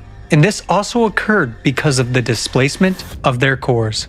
This has led scientists to believe that such synchronous bounces may be caused by the influence of external factors on the solar system. But over the past 50 years, our planet has continued to accelerate. Since the year 2016, this trend has intensified even more. July 19, 2020, was recorded as the shortest day in the history of observations. Even seemingly insignificant acceleration of the huge mass of the Earth will cause catastrophic consequences in the near future.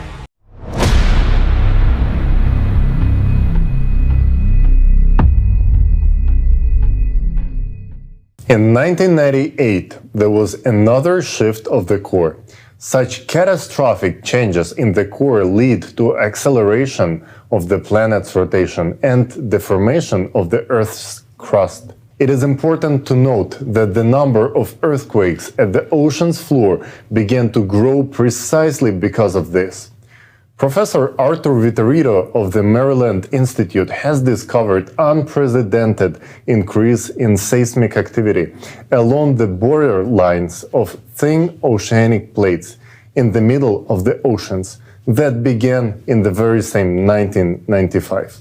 The map on the right side of the screen shows where exactly this activity is increasing. And the graph on the other side of the screen is showing the spike in the earthquakes in 1995. We are all intelligent people and we clearly understand that these changes are not caused by humans' influence. Humanity could not influence seismic activity on the ocean floor. Yes, and there is also no way that humans could affect the shift of the magnetic pole or rotation axis of the planet, and let alone bouncing of the core. But besides the increase in the number of earthquakes at the ocean floor, the number, magnitude, and intensity of earthquakes on land is increasing all over the world. And the most frightening thing is that the number of deep focused earthquakes is increasing. So let's also watch a video about that.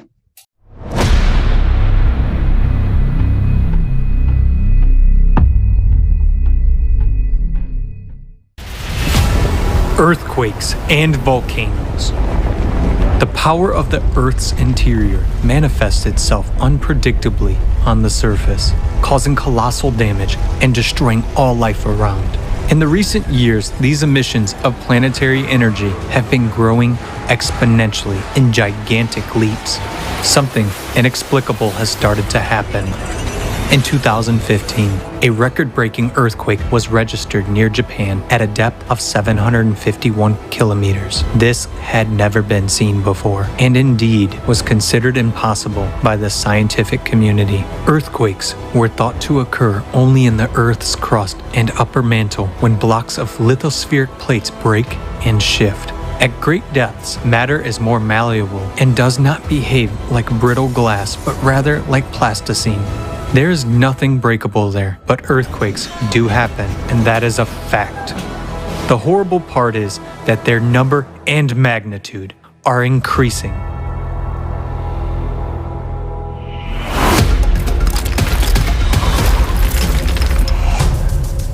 Earthquakes are not only becoming deeper, but they are also getting closer to the surface, which means they are becoming more destructive.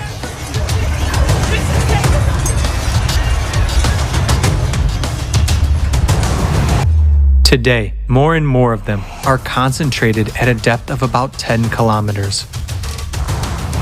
For example, an entire series of 36 seismic events of significant magnitude from 4.5 to 7.0 occurred near New Caledonia in early April 2022.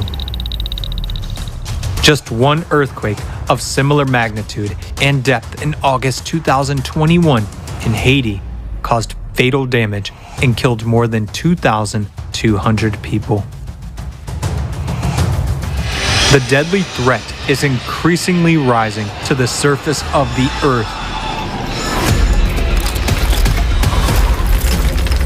Right before our eyes, cracks are appearing and faults are being activated. The ground is literally crumbling beneath our feet, swallowing whole houses. Faults have been activated in the USA, Kenya, Iceland, Turkey, China, Lake Baikal, and other regions.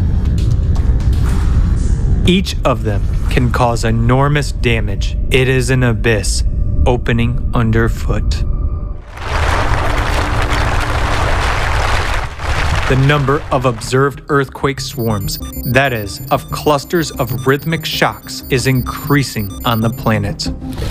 A swarm is characterized by almost similar magnitudes of seismic events that occur at short intervals in a local area. The number of seismic events in individual earthquake swarms has increased from a few or few dozens to hundreds and sometimes thousands. Their magnitude and duration have increased.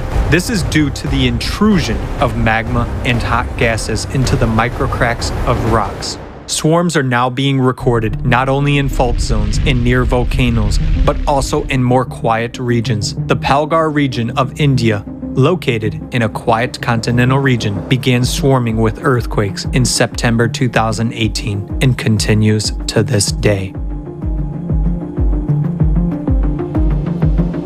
In just 2 years, about 5,000 earthquakes of a magnitude up to 3.8 occurred within a small area.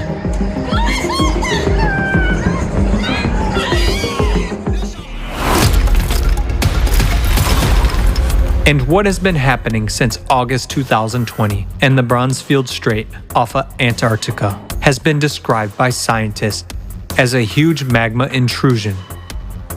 Some 85,000 earthquakes have been detected in the first 6 months, with a maximum magnitude of 6.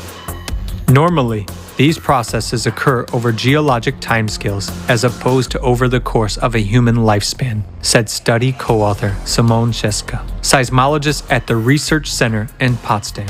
Magma is literally devouring the lithospheric plate from the inside, having traveled 2/3 of the way to the surface in 6 months.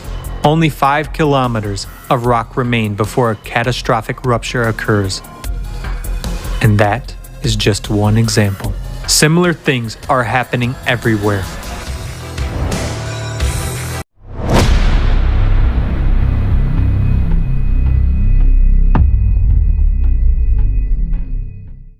Note that 85,000 earthquakes have occurred right off the coast of West Antarctica, where the Weddell Sea is heating up.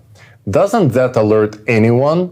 For the cause is the same. Magma is coming to the surface, and it causes both earthquakes and heating of the ocean. And it is important to note that not only did seismic activity begin to increase as a result of core displacement, but another catastrophic anomaly appeared as well. Everyone knows very well that Siberia is now warming up 3 times faster compared to the rest of the world. And this is happening in the least populated area with virtually no CO2 emissions.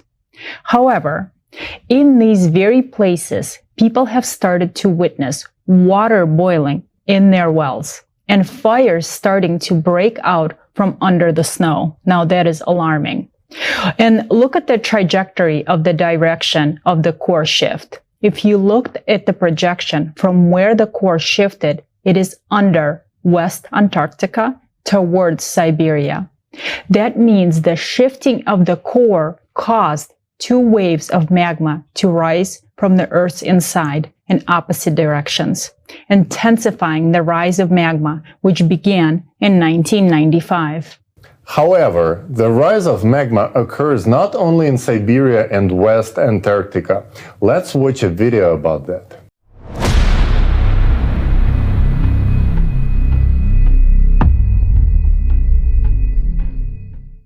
In recent decades, the Earth has been accelerating its rotation by leaps and bounds, which means the centrifugal force is increasing. As a result, at the equator, the planet is expanding and increasing in volume. This causes the Earth's crust to crack and geological faults to activate. At this time, processes similar to blood cavitation occur in the Earth's interior with magma. Blood cavitation during Kyson disease is a life-threatening phenomenon known to divers during rapid ascent to the surface. Due to the sudden drop of pressure, the dissolved gases in the blood are released instantly, causing the blood to boil. The resulting gas bubbles destroy the walls of the blood vessels. In the Earth's interior, sudden pressure drops are associated with an instantaneous increase in centrifugal forces during a sudden acceleration of the planet's rotation. This causes magma to rush abruptly towards the Earth's surface. Lithospheric plates are destroyed by cavitation, microbursts of active gas-saturated magma. Just as the walls of vessels are fused by the bubbled blood of a diver, this process accelerates itself, affecting deeper and deeper layers of the mantle. That is why we are seeing ever more powerful and deep earthquakes and seismic swarms. The proof that this process is increasing and accelerating can be seen in the massive double-deep earthquake in Peru. Meanwhile, the expansion and intensification of the pressure on the crust due to the cavitation of the magma serves to intensify the erosion process. What does that mean for us? Soon, we will see eruptions and earthquakes of a magnitude that our civilization has never experienced before. But an even greater threat is fraught with those volcanoes that have not yet woken up. Giants, such as Yellowstone, Campi Flagre, Elbrus, Flach,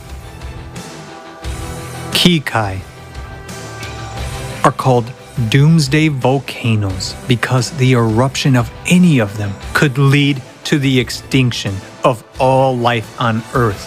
They have held back the power of the Earth's interior for a millennia, but now they are showing signs of activation. When the magma beneath these volcanoes reaches a critical point, the scale of the catastrophe is hard to imagine.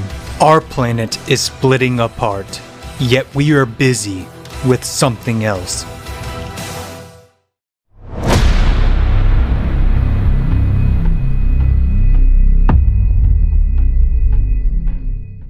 The acceleration of centrifugal forces and the shifts of the core begin to push magma sharply to the surface.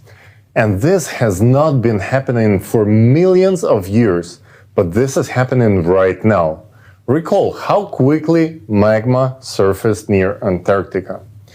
Magma erodes and heats up the lithospheres from the inside. Yes, and it turns out that now magma rises up and expands in volume. And because of this, it's increasing pressure on the Earth's crust. Because of this, there is an increase in the number of earthquakes at a shallow depth. And the rise of magma itself can be seen by looking at the increase in the number of earthquakes at great depth. The rise of magma provokes volcanic eruptions. Yes. We should keep in mind that there are 3 known supervolcanoes in the US, and the most famous one is Yellowstone, which is giving alarming signs of seismic activity. So when magma gets even closer to the surface, supervolcanoes will inevitably react. So what are the reasons for this instability in the core, which causes the acceleration of the planet's rotation and pushes the magma outward? Let's watch a video on this topic.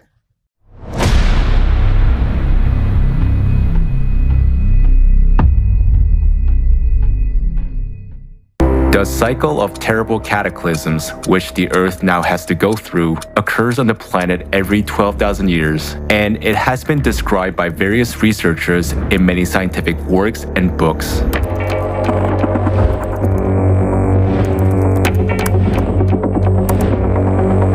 The Earth's core creates a magnetic field. The Earth's magnetic poles are movable. Their sudden shift is called geomagnetic excursion. and note in which time intervals such excursions took place over the last 120,000 years. The interval between them is approximately 12 to 13,000 years.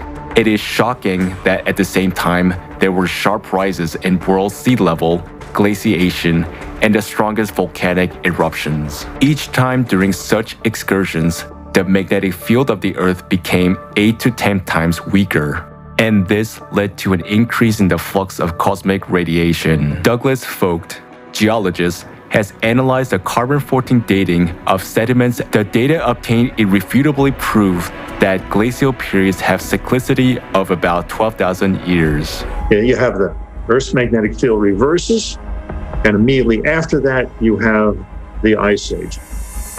The reason why the Earth's magnetic field reverses is because of this clock cycle. And also geologists recorded that over the past 2 million years, simultaneously with the glacial periods and polar inversions, there was an increase in volcanic activity. Another proof of the 12,000-year cycle was the eruption of the Toba volcano 72 to 74,000 years ago, and the humanity passed through a so-called bottleneck. In other words, it was one step away from extinction. The most destructive volcanic eruption in history, which occurred in other 12 millennial cycles, were the eruption of Phlegraean Fields, Taupo volcano in New Zealand, Lake volcano in Europe, Mount Vesuvius, Santorini, Ira, and many others. Lava flows, organic material in glacial till and moraine, all pointed to these 12,000-year cycles. Even with the standard deviation in carbon-14 dating, it's obviously that's what's happening. How? Catastrophic volcanic eruptions. Atmospheric temperature changes by 10 to 15 degrees Celsius. World ocean level change by 20 to 50 meters. Large-scale glaciation that froze such giants as mammoths, and geomagnetic excursions could have occurred almost simultaneously within a short period of time? Since every cycle is accompanied by a change in the magnetic field and powerful volcanic eruptions, it clearly indicates that the cycle is associated with changes in the planet's core, just as it is happening now. Researchers believe that this cyclicity is galactic in nature, that is, it is related to the rotation cycle of the galaxy. Every 12,000 years, radiation from the center of the universe affects the solar system and even influences the sun. In 1998, not only was the Earth core recorded jumping, but also those of the Moon, the Sun, and other planets. In recent decades, scientists began to record drastic climate changes on all planets and satellites of the solar system, an increase in the number of giant storms and hurricanes, abnormal temperatures, an increase in volcanic and seismic activity. Now, an increased flux of cosmic radiation due to low activity of the sun is detected on Earth. Scientists have found evidence that a similar bombardment by cosmic rays occurred 12,500 years ago. In addition, every 12,000 years, an unknown flow of violent cosmic energy from the center of the universe comes to our planet. This high-energy impact occurs at the micro level and has enormous potential to trigger a shift of the planet's core. Galactic radiation disrupts the life cycles of the biosphere. Trees begin to massively emit more carbon dioxide, whereas swamps emit compounds of deadly gases. This time, Earth may become another dead planet, just like Mars. The planet's immune system is now destroyed by the toxin that our technogenic civilization has excreted.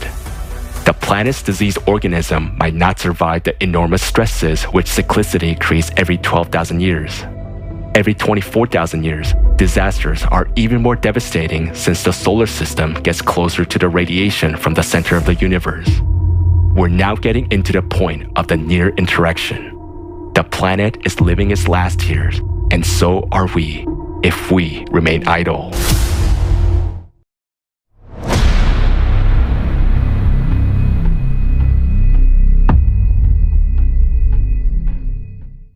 The cause of the climate change is the 12,000-year cycle of cataclysms. As you could see in the video, this cycle is clearly visible in the geological evidence. But this time, we're in a much worse shape than in the most recent cycle. Because according to all the evidence, the cataclysmic cycle we're entering is the 24,000 years one, which means it is even more destructive. At the same time, the planet's ecology is exhausted and its immunity is weakened. But we have not even reached the highest point of this cycle, while the cataclysms are progressing with terrifying speed. This means that when we reach the peak of the cycle, the planet may not survive. Note again that climate change is now occurring on other planets of solar system as well, and humans have absolutely no influence on it. Based on this fact, we understand that this is an external influence. This is some kind of radioactive influence. And every 24,000 years, cycle has a stronger impact on our planet. It is this radiation that sets the cyclicity of cataclysms and affects the core of the planet.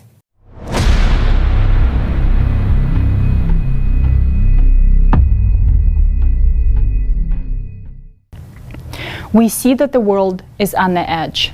We see it with our own eyes. Everything around us is falling apart. We, Americans, are losing what we've been building during our lifetime, and we can't hold on to it. It's a tragedy. But what are we doing to prevent it? Nothing.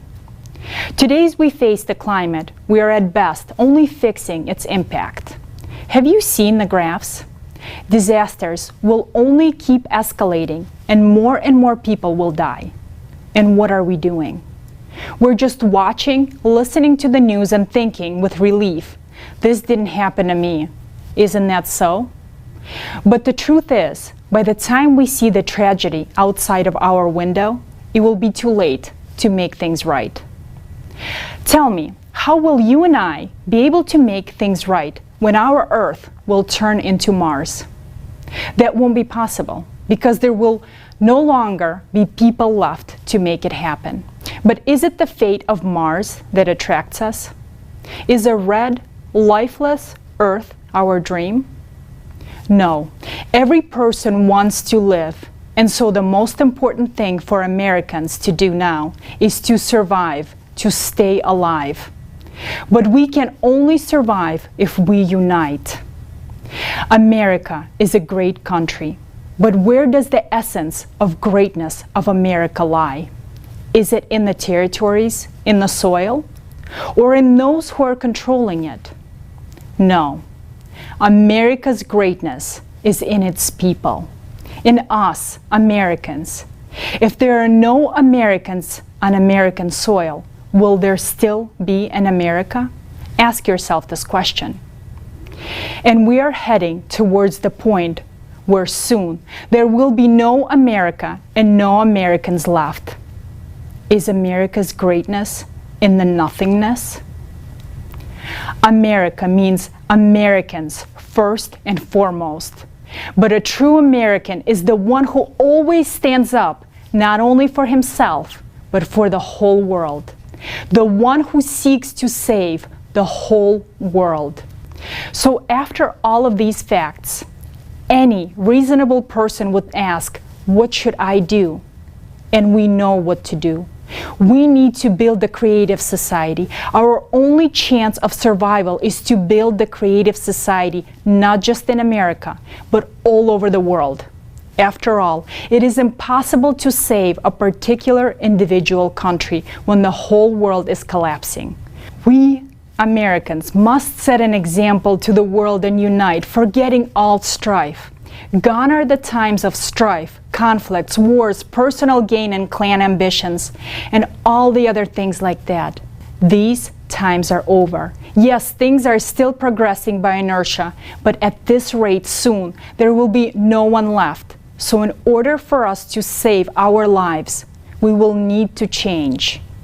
All people need to start living with a clean slate, to forget, forgive, and never again remember all the things that have divided us, all the things that have hindered us.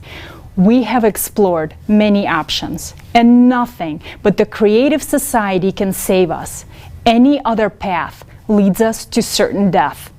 Only in the creative society can we bring together the scientific potential and find an escape from the climate threat. The creative society is the best possible solution for people.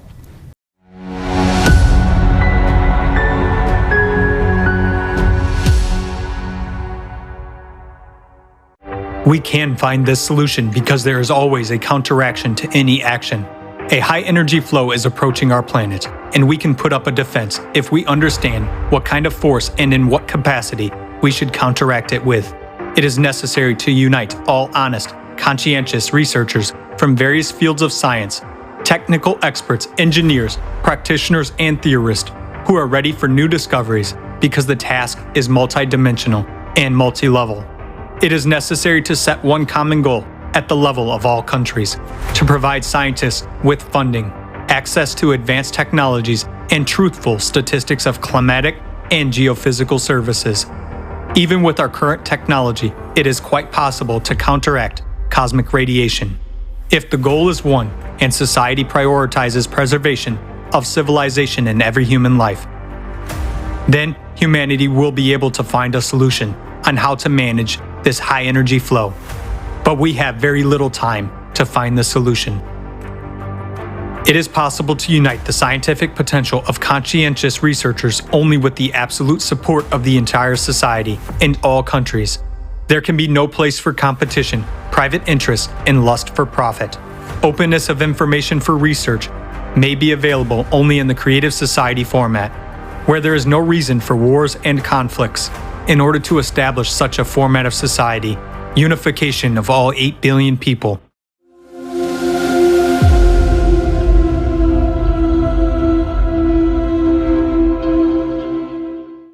Thank you, Olga and Tali. Today, we heard the real picture of true causes of climate change on our planet. This information is publicly available on our platform, creativesociety.com. You can analyze and study it in depth for yourself. Today, we touch only a little bit on the causes of climate change. We do have a more detailed report on the dynamic of climate disaster and the rate at which they are escalating and progressing. And on November 12th, we will be ready to present it to you. We invite you to the Open International Online Forum, Global Crisis, Our Survival is in Unity. It is a large-scale and unprecedented event organized thanks to the unification of millions of people from 180 countries on the platform of Creative Society Project with simultaneous interpreting into 150 languages. It will be broadcasted on tens of thousands of channels of social and media platforms, TV and radio stations around the world. The event has been initiated and it's being implemented on a volunteer basis by people's own efforts and resources. Organizers of the forum are volunteers from 180 countries. All participants of the forum, including professionals, scientists, and experts, act on the volunteer basis. At this forum, you will learn the truth about the scale and causes of all global crises that our society is facing now worldwide, and the impending disasters of the planetary scale. But most importantly, you will be presented with the practical solutions to solve all of these crises through building the creative society. That's really great news. Every human that cares about their own well-being and lives of their close ones should join in and share this information with as many people as possible. Because this is life-saving information that is essential for humanity to be aware of, so we all together could make a right decision.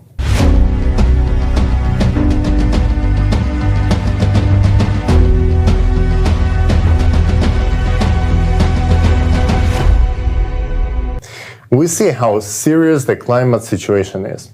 Statistics now show that extreme climatic events become more severe each year, with an extremely disturbing progression. And to go through the climatic challenges that our humanity is about to face within the next few years, it is essential to have reliable sources of energy. Without it, it will be much worse. Let's talk to John Ahn, who has been researching on this topic. John? Thank you, Tali. I've always been interested and supported developing sustainable energy. Like many here today, I dreamed of living in a clean, high-tech, and a wonderful world. I thought that solar and wind was the energy for the future. But for years, I've also found a lot of contradicting information, so I spent time understanding the facts. And what I found was shocking, and I wanted to share this information today.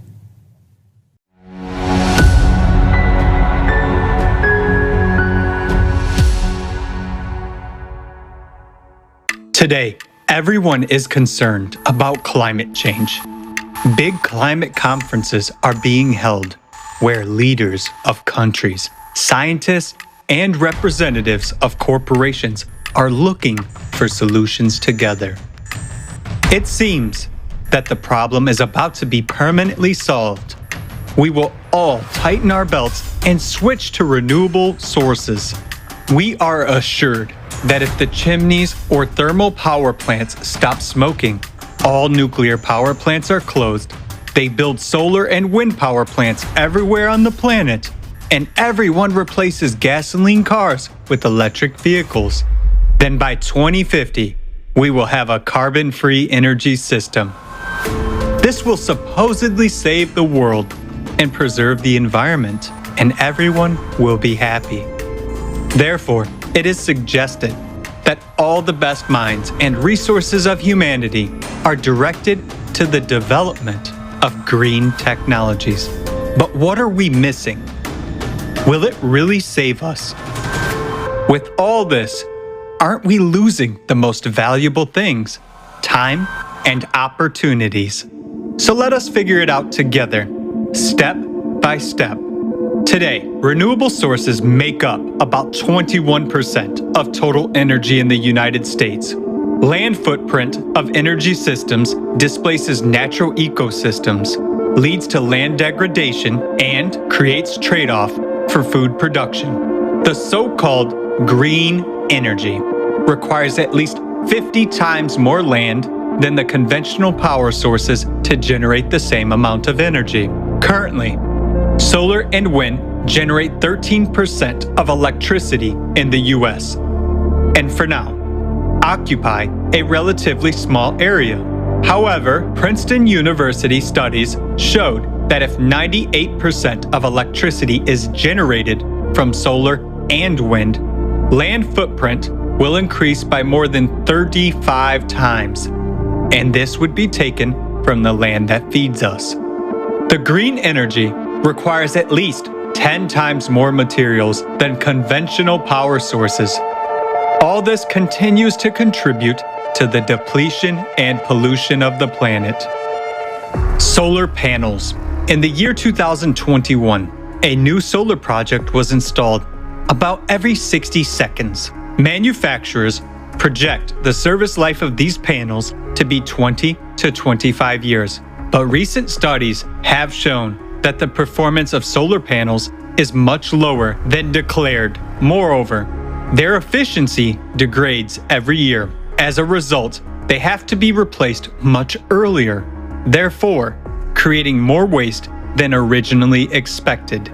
Currently, there are no disposal regulations for solar panels in the United States.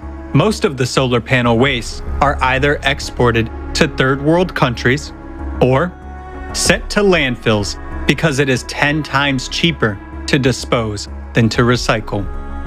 Thus, by 2035, the discarded panels are expected to outweigh the new units by 2.5 times. Note that the waste from solar panels is 300 times more toxic than nuclear waste. It contains heavy metals such as lead, cadmium, and mercury. These metals can leach out and get into the groundwater to impact human health. As you can see, this only makes the environmental situation worse, and this is just the tip of an iceberg that we have to look into deeper. So, what's wrong with wind farms? Observations have shown that wind turbines alter local climate. A recent study from Harvard University showed that if all U.S. electricity were generated by wind turbines, it would cause a warming of 0.43 degrees Fahrenheit in the continental United States. This is even higher than the average temperature increase on our planet in recent decades. Wind turbines also generate low-frequency noise, which poses health risks to nearby residents. Adverse effects include sleep disturbance, headaches, and cardiac arrhythmia. Moreover, wind turbines are annually killing millions of bats and birds, including slow reproducing species, which negatively affects the ecosystem. At that, we are not even talking about their maintenance, which implies building special purpose vessels, expensive utility high-rises, and constant replacement of blades. Just one wind farm during its lifetime requires more than 350 tons of lubricants, which is equal to 6 railroad tank cars, which are, by the way, also produced from non-renewable resources of the planet. Just think about it. The size of the blades can be as big as the length of a soccer field. And do you know what they are made of? That's right, of that very plastic that we continue to struggle with so unsuccessfully around the world because of their gigantic size and hazardous chemical composition. They can't be recycled. So the classic solution is that the blades are taken to landfills and covered with soil.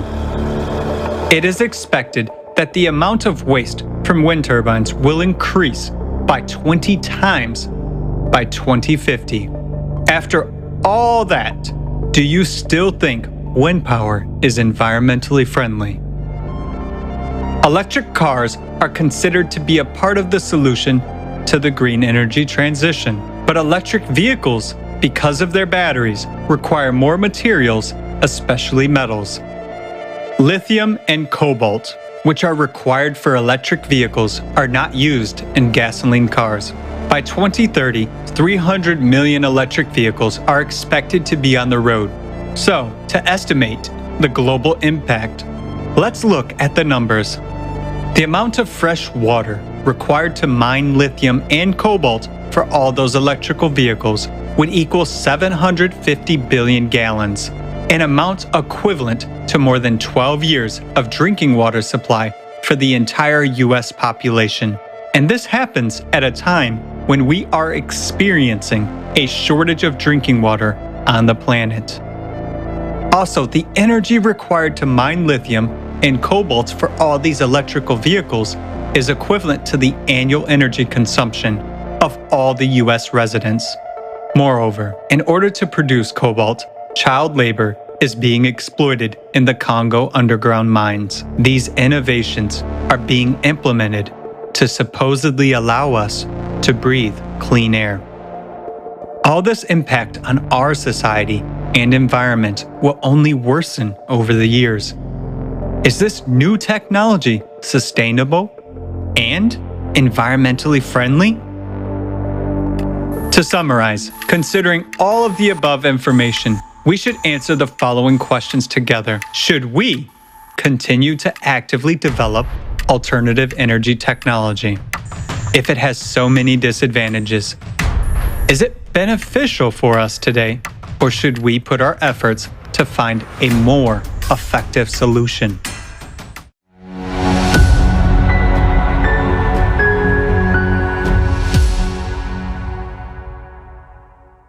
We just saw that the so-called green energy destroys the environment immensely. Is that we just don't see what is done behind the scenes. Green energy is not clean or sustainable.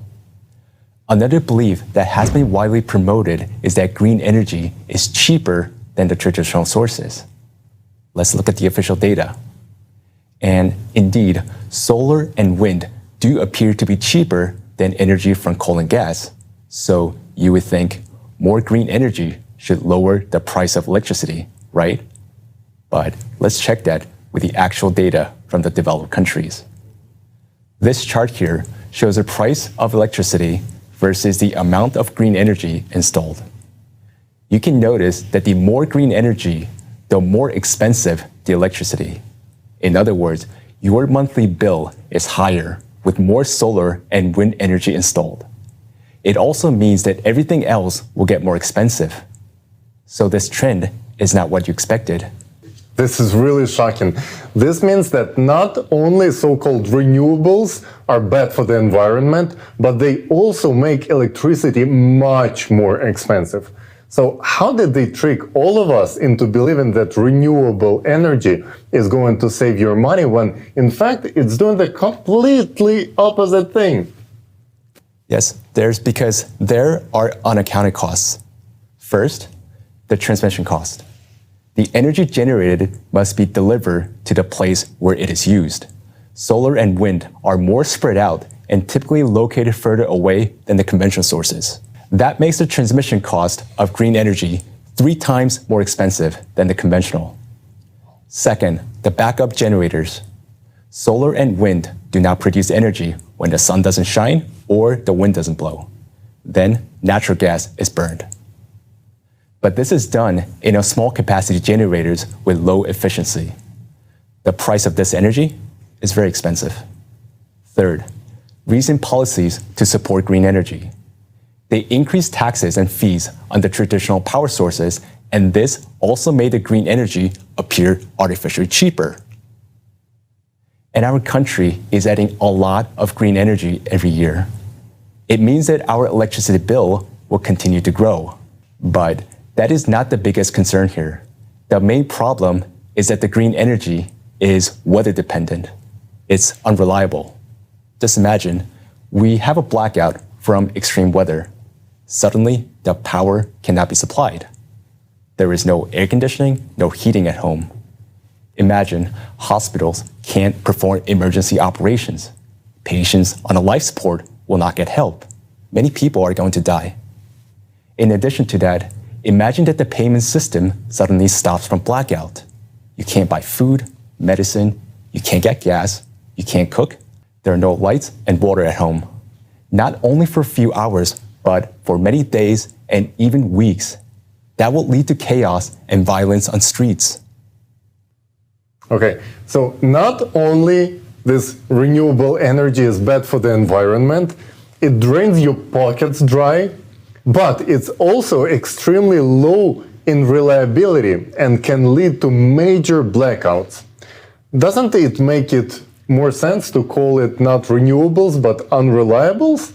Aren't we supposed to think about what kind of situations are we getting ourselves into ahead of time before they actually occur, like they did in California just this year, where we've seen the results of such policies this summer, when they have rolling blackouts like third world country and people can't use ACs during heat waves, and God forbid them to even think about charging their electric vehicles.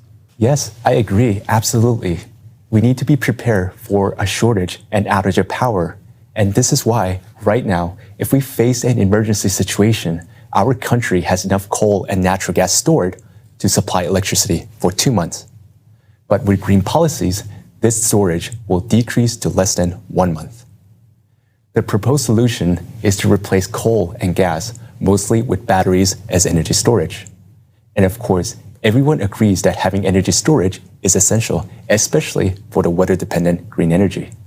But no one really seems to talk about how much batteries we need and how much it will cost. So I was curious to check especially how much electricity would cost if we would install, say, 1 day, 1 week, or 1 month of lithium battery storage in net zero 2050 scenario. Because of the batteries, the electricity bill for American household will increase. But the question is, by how much? If we look at this chart, just for 1 day of storage, your monthly electricity bill of $110 right now will increase to $250 just for 1 day of storage. For 1 week of storage, that will be over $1,000. And for 1 month, over $4,000 per month. That is nearly 40 times more than what many of us pay right now. This is the cost of the reliability of green energy. Okay, so $4,000 just to have 1 month of storage. And it is in current numbers. So right, with this inflation that we see right now skyrocketing, the prices might even go even more up, right? But this shows it is unaffordable to have energy reliability with solar and wind. On top of that, there is not enough lithium in the world to build even 1 week of battery capacity. So reliable green energy is not even achievable. We are really shooting ourselves in both legs by killing our reliable sources of cheap energy for an unachievable fantasy. Renewables, unreliables are clearly a threat to society. So who benefits from promoting it? It's clear that for some people, fighting CO2 is a business. Going green actually doesn't help the climate. The climate will change whether we go green or not, because a problem stems from changes occurring in the Earth's core. The important thing now is not to point fingers, but to find a common solution, a more rational and sustainable source of energy. Killing existing sources of traditional energy is senseless and anti-humane. The existing energy system has been providing us with cheap and reliable energy, and we need to preserve what we have. And investing in our reliable solar panels and wind turbine is complete nonsense. But science, it keeps evolving, and we did not reach a dead end. There are already better solutions.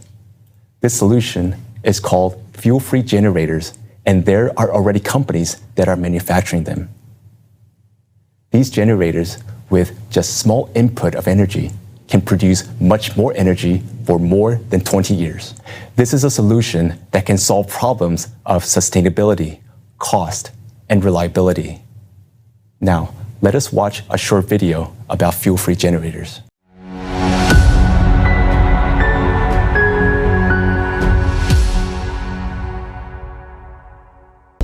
Free energy generators have existed since long ago. But why do these technologies remain inaccessible to humanity? An American company has been one of the first in the world to produce magnetic energy generators of up to 25 kilowatts and is already supplying power to customers. A German company produces fuel-free power plants and has branches in several countries. A Korean company has also released a working model of an electromagnetic generator with a capacity of 10 kilowatts. African technology made it possible not only to produce a free energy generator, but also to modernize a vehicle so that it could move without fuel or recharging. Fuel-free generators, FFGs, are power generators with an efficiency greater than 100%, which means they produce more energy than they consume. But the most valuable thing is that this power source generates free and environmentally friendly energy. FFGs may be installed not only in houses and on vehicles, but also on helicopters, planes, and ships. Introduction of FFG technology alone will enable humanity to discontinue using hydrocarbon fuels. Now, let's imagine that every person on the planet would have a fuel-free generator. This means that electricity would become free. We will no longer have to pay for it. But in the consumerist format of society, this would be a great disaster because it would leave millions of people jobless. Those include experts involved in power plant maintenance and gas station employees. Everyone from a director to a janitor at a gas station will lose their jobs. All firms or companies involved in power generation will lose their incomes. While that includes logistic firms, manufacturer of wires, pipes, and even all the machinery which has been necessary for the power plants. Manufacturers, suppliers, and sellers of solar panels won't be needed. Accordingly, hydropower will also be replaced with fuel-free generators, which means that all the employees and professionals who maintain dams will remain jobless. Moreover, this situation will cause a chain reaction. Those millions of people will no longer be able to buy goods and use paid services. Goods turnover as well as manufacturing plants will come to a halt.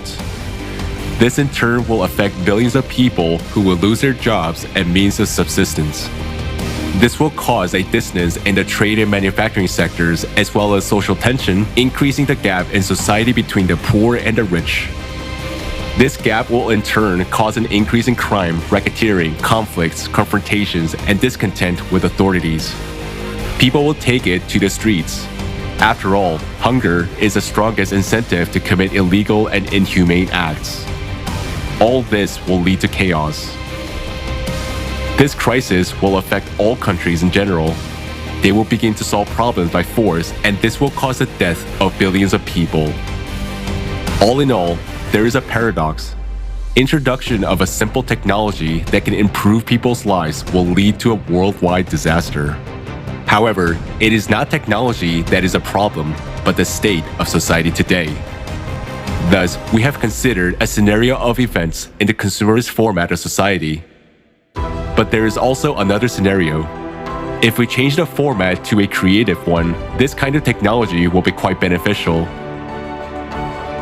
In the creative society, the economy cannot become a threat to the lives of millions of people because the value of human life is a top priority and all conditions of existence are aimed at improving the quality of human life.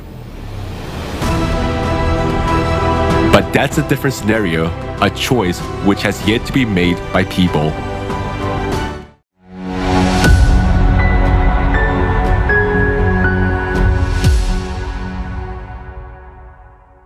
Just imagine the possibilities that this will open before the humankind. Energy-demanding processes will no longer be an issue. Plastic recycling for a clean environment, growing foods indoors using desalination of water to provide enough food and fresh water for everyone. It will be a paradigm shift. And this is only in our power to make this energy available for everyone. And this is only the beginning. Preventative care that will keep us healthy, life elongation technologies, crisis-free and inflation-free economy, universal basic income, and even space exploration. The possibilities are really limitless and will be available for each person because the format of a creative society creates conditions for humanity to thrive. Let's talk more about how implementing creative society worldwide will benefit all of the humankind.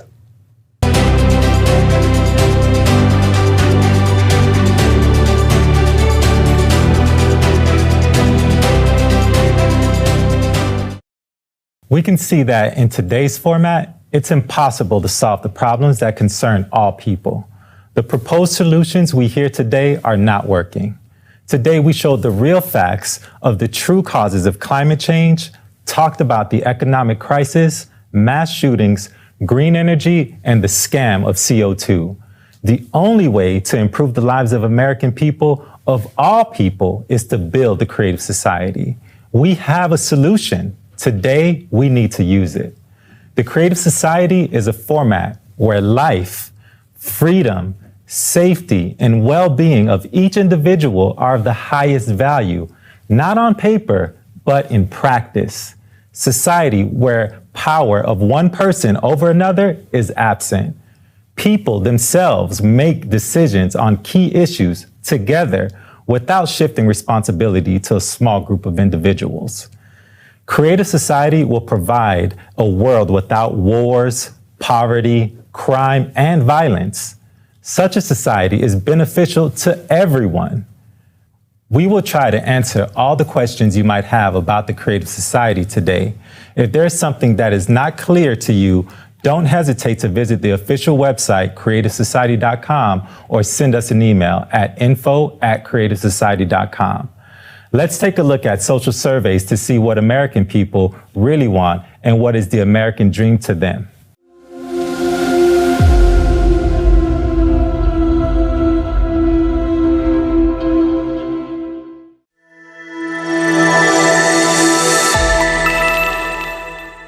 For me, the American dream is, it's just like a land of opportunity. You can do what you want, you can hang out with people you love, you can share all those experiences with others and so many amazing ways. Okay, so no one has to work 40 hours a week and barely be able to afford their rent or their bills, or not even only 40, like sometimes 80. Or healthcare.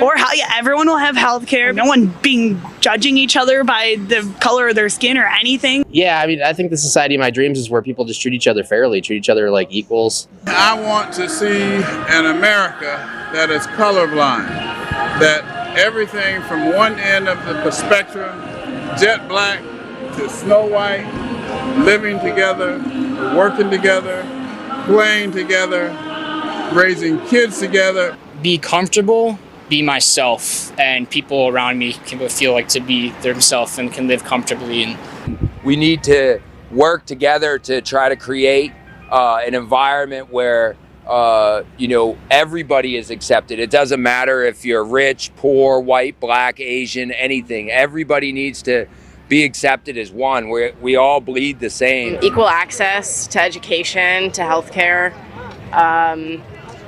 housing for everyone, basic needs being met. Being able to have a place that was your own, being able to afford a home, being able to have a good job, raise your family, be safe. Be able to get your own home, have the freedom to live the life that you want to live and build a family. My American dream is for my grandchildren is to be safe, out of harm's way. There would be a lot more stability in society, and I think in a safe and happy world, we would all be able to have our voices be heard. I would like to live in a society where educators are paid more money, police protection, policemen are paid more money, that you will put education and safety first. There's nothing more vital than we can do than public education and having a good education system for everyone, regardless of whatever their own family financial situations are, including access, of course, into higher education, where you don't have to go in debt for the rest of your life. People need free healthcare, I believe, because health is a very important, basic thing that everyone needs. If I lose my job and my health insurance, I want to know that if I get cancer, I'm going to be okay. Just a place where we can feel safe. High quality, equally accessible healthcare for all. I would love, not with just America, but with world peace. Peaceful, all living in harmony, doing whatever they want, no judgment. Being able to comfortably take my kids out and not worry about them walking somewhere and feeling unsafe. I can go to the grocery store and not be afraid that I'm going to get shot. Freedom and safety is like something that everybody deserves and desires, and not have to worry about money. Being able to live without working. For me, the American dream is political freedom. We should have our liberty, and we should have all of our freedom that is guaranteed in the Constitution. It's freedom to own business. Well, I think a lot needs to change economically with respect to class and the redistribution of wealth.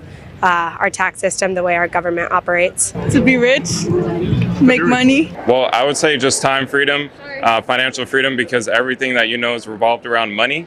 And I feel like if we just have more freedom in that sense, then we could live a lot happier life and also lead the new generation to generational wealth. I think it starts with good business opportunities to give everybody the chance to do that. Going beyond just surviving, but thriving. When you don't have the financial freedom, you are giving up on many things that you might be able to do otherwise. There's sufficient resources and equal opportunity to access and gain access to those resources. To me, a unified world would be a good place to live. I want to try to travel more, and my American dream would be to work a job I like and be financially stable with that, which sometimes is impossible, and then also get to see the whole world, which I really hope I can do. Living your best life. I guess world peace. Just more love for the community, more bonding between neighbors. Have the world run by people with some heart and soul. Is being able to live up to your full God-given potential. The American dream is everyone getting together, working together, and just making each other happier and healthier as one person. We're all one community.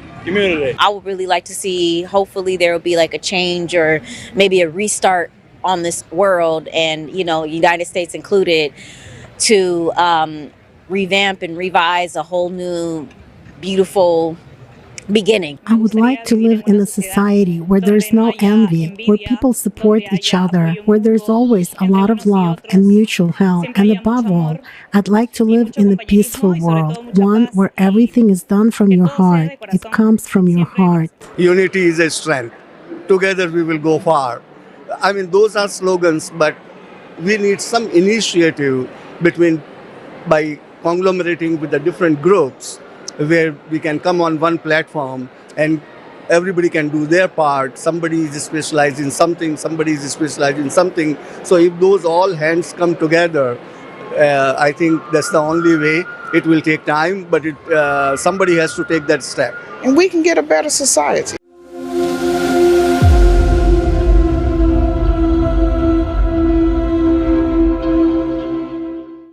Hey, what's up, guys? It's Roy Star Sound Sick here.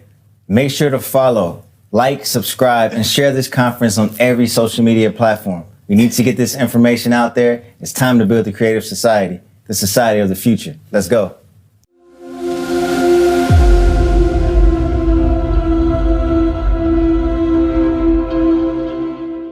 Wow. I can definitely see myself wanting the same thing, freedom and equality. I would like to have enough time to work on things that I like and be sure that my kids have their needs covered. All people need to have financial freedom. Me too. I would love to live in a safe country, knowing that my kid is safe and is growing up in a violence-free world, in a peaceful society. Definitely a peaceful society in which my children are guaranteed to have a great education so they could fulfill their potential to the maximum and contribute to society.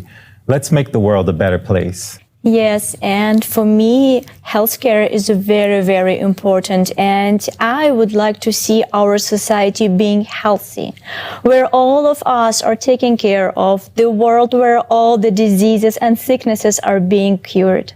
And our high-quality healthcare is available to everyone. Well, you can see that we're all not that different after all. In fact, we all really want the same thing. And the essence of it can be described in two simple words: the creative society. Let's take a look at the benefits which we all will receive in the creative society and compare it to the American dream.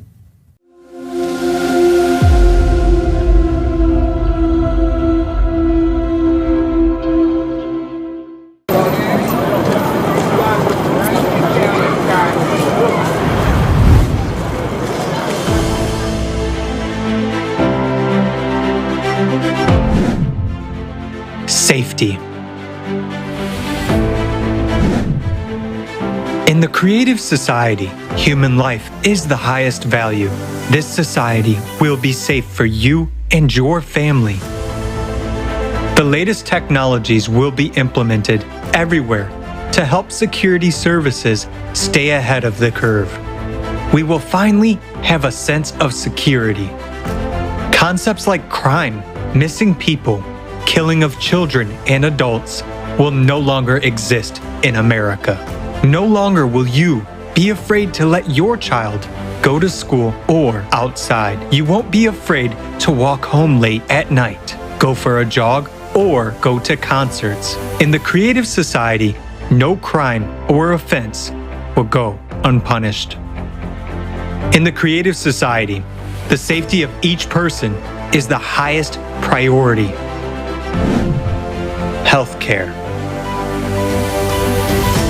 In the creative society, healthcare will be top-notch and free for all Americans. Imagine artificial intelligence that incorporates the expertise of all the best doctors in history. It controls high-tech robots that perform tasks of any complexity. These cutting-edge technologies make healthcare in the creative society of a high quality. Right now, health is a commodity, whereas in the creative society, everyone's health is a priority. After all, we benefit from the fact that every person is healthy and we have a healthy nation. Thanks to the development of nanotechnology and artificial intelligence, epidemics, cancer, diabetes, asthma, and all other incurable diseases will be a thing of the past. The very approach in healthcare will change, as it will be aimed at preventing diseases, and in general, we will finally get real treatment and real recovery. With such a development in healthcare and technology, it is quite possible to prolong human life beyond the species limit. The Creative Society is all about healthy and happy people. Education. In the Creative Society, education at any level will be free and available to absolutely every person. Thanks to a new approach to education and advanced technology, you will be able to study and learn new skills anytime and anywhere, as well as easily change careers. Education will no longer be a chore. The process will be engaging and exciting. For example, with the help of VR glasses, you will study the human body from inside, traveling among molecules. In the Creative Society, you will be able to study at any university in the world and learn any profession you want.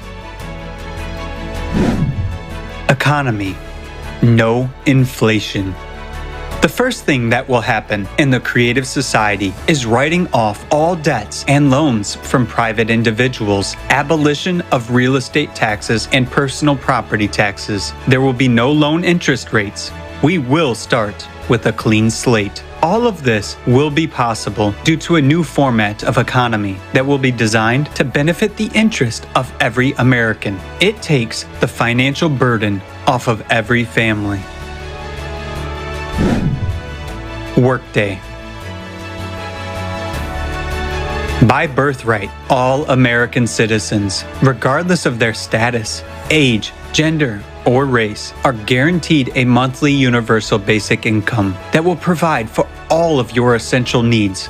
And if you want a better life, a bigger house, or a premium car, an airplane, or a yacht, you will be able to easily afford it by working just for 4 hours, 4 days a week. You will have a job that you like and enjoy, one that you really love, and in which you will be able to fulfill your potential to the maximum.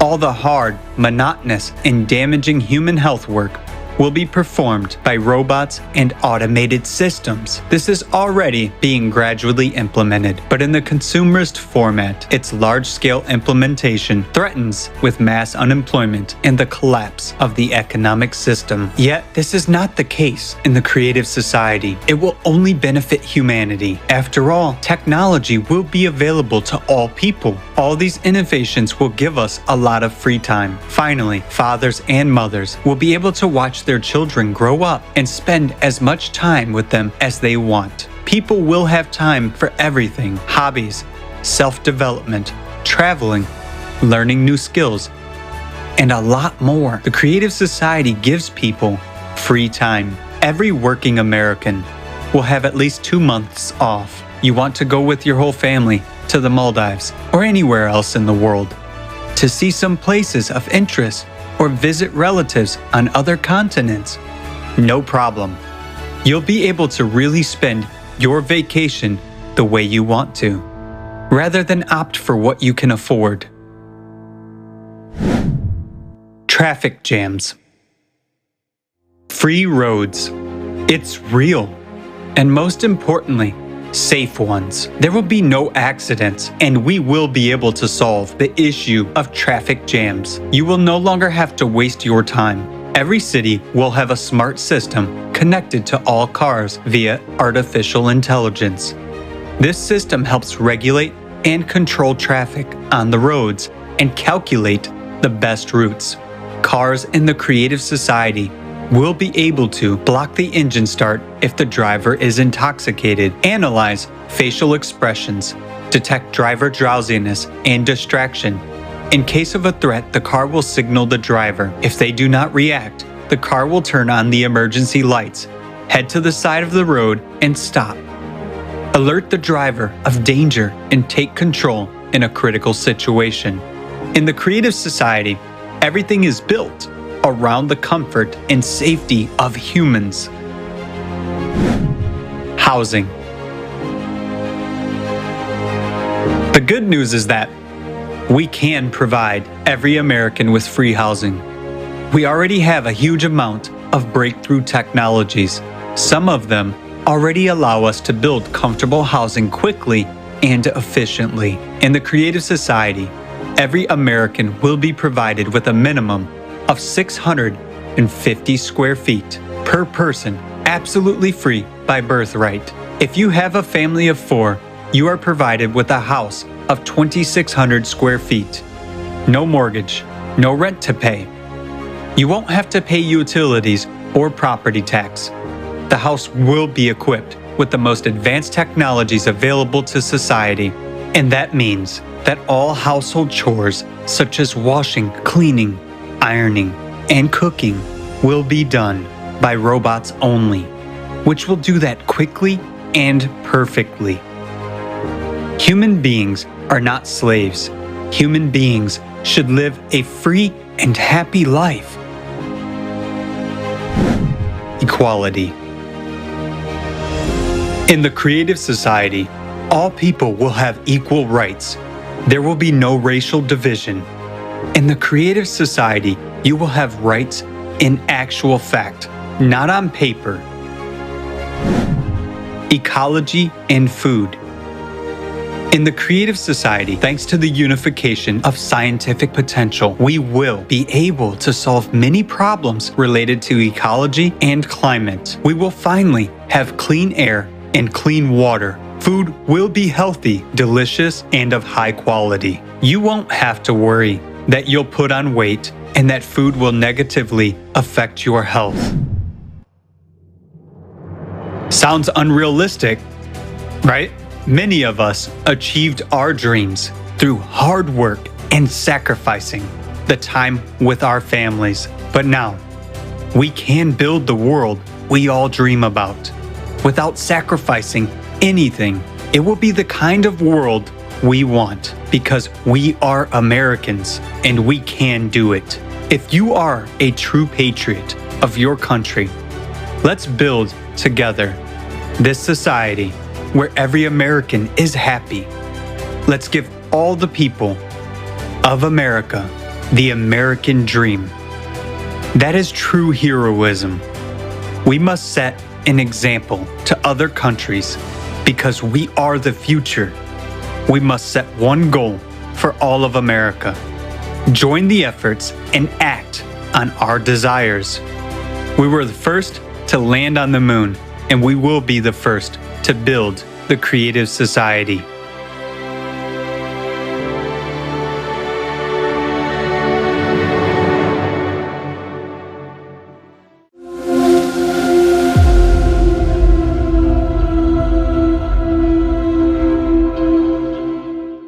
Wow. We can clearly see now that the American dream is the Creative Society. This is awesome. People deserve to live in such a world, an exciting world. I'm sure now you have a few questions. Let's go through them. Let's briefly talk about how this project started and about the 8 pillars. This will give you a lot of insight. How did the project start? As an organization, we have been operating for 11 years. And today, it is a large-scale international movement that is represented in more than 180 countries around the world. For 10 years, together with volunteers and experts, we have been conducting extensive analytical work and numerous social studies and surveys around the globe. Millions of people from more than 180 countries have been interviewed, and experts from a wide range of fields have been consulted. In the course of this lengthy research, we came up with a unified, full-fledged working model for which there is no alternative today. And we named this model the Creative Society. But it is not the name that is important, but exactly the essence and the principle of working of this model. This model is described in the 8 pillars of the Creative Society. They represent people's desires. They stand for what all people want. Now, let's take a look at the 8 pillars. The first pillar is the most fundamental principle. It declares that human life is the highest value. The goal of society is to ensure and guarantee the value of each human's life. Do you feel the difference with what we're seeing today? For most people, freedom is very important. Life cannot be fulfilling without freedom. The second pillar guarantees that.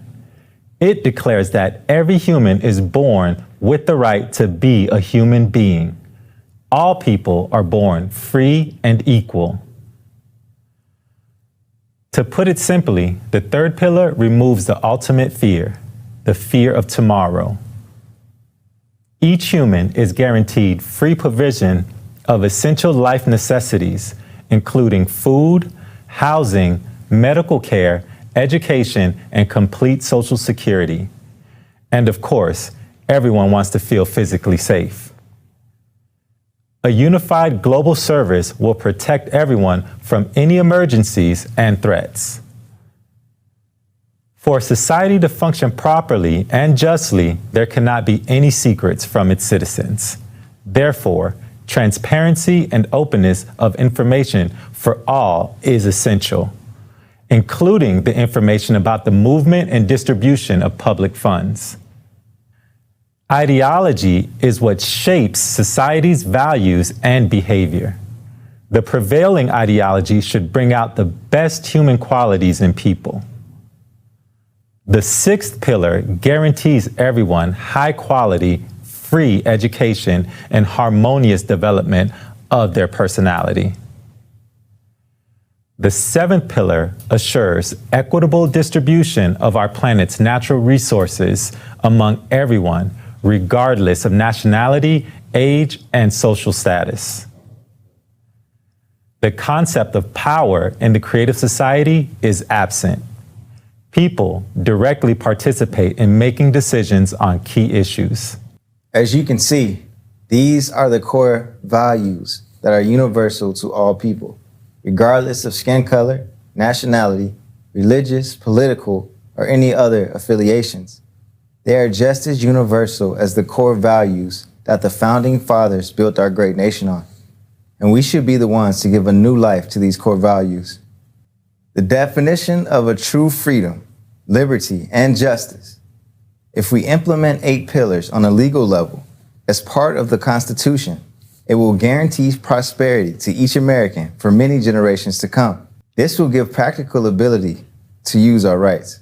Thank you so much, Roy, for such a great news. We really like that. And right now, dear friends, let's hear about the Creative Society from a respected oncologist from Kentucky. Dear Dr.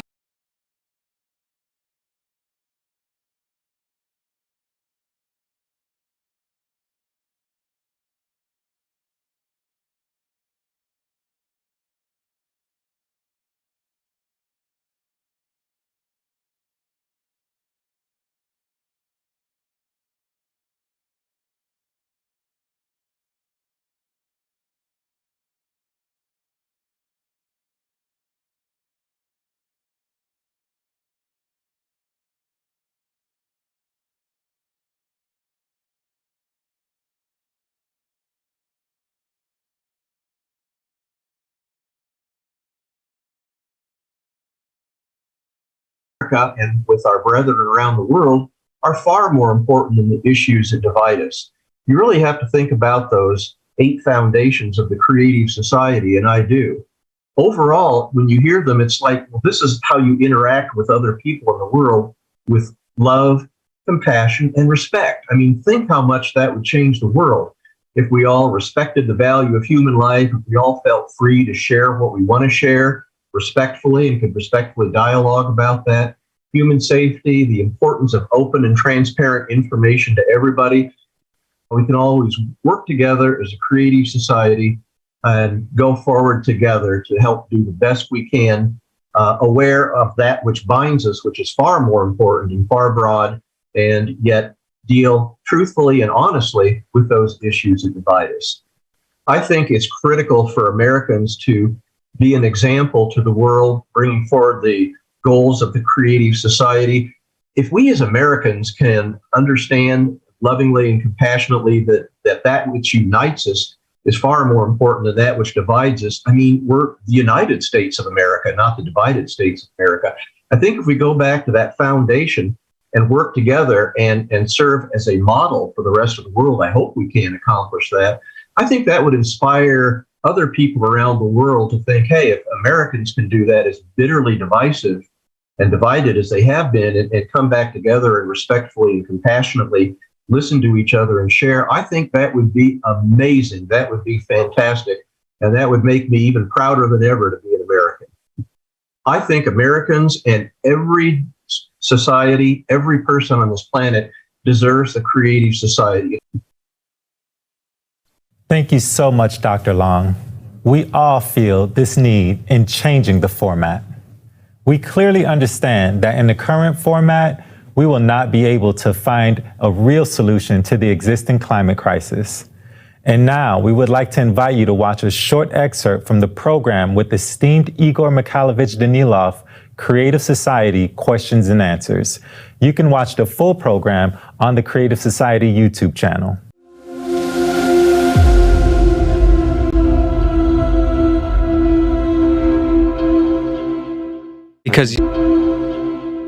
Because unification in the creative society implies unification on an idea, on the improvement of the quality of everyone's life, our life and your life, friends.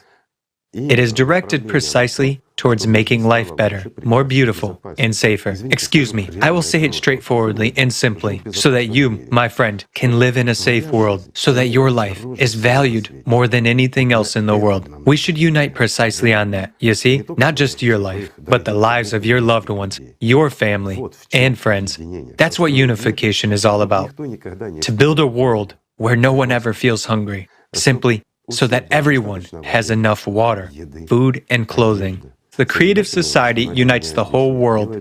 It makes the whole world one big family. But the creative society is for each and everyone, you see?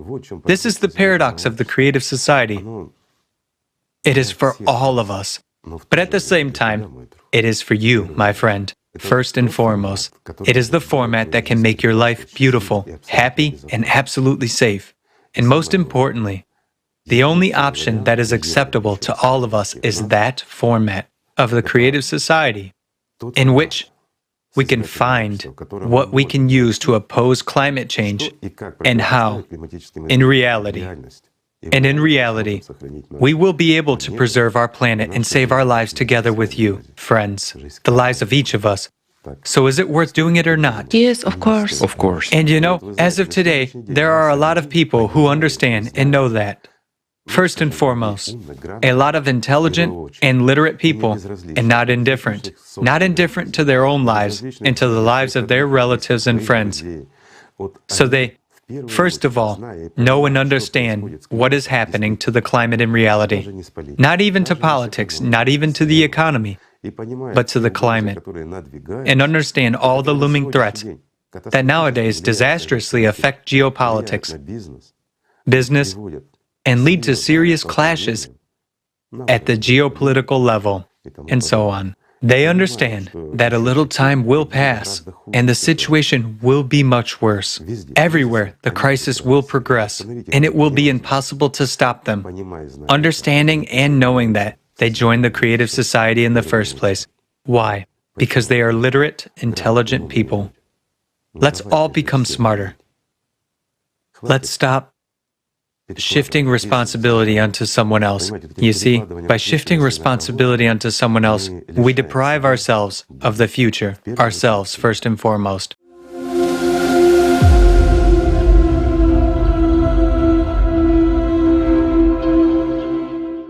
Isn't it amazing to know that there's a way out?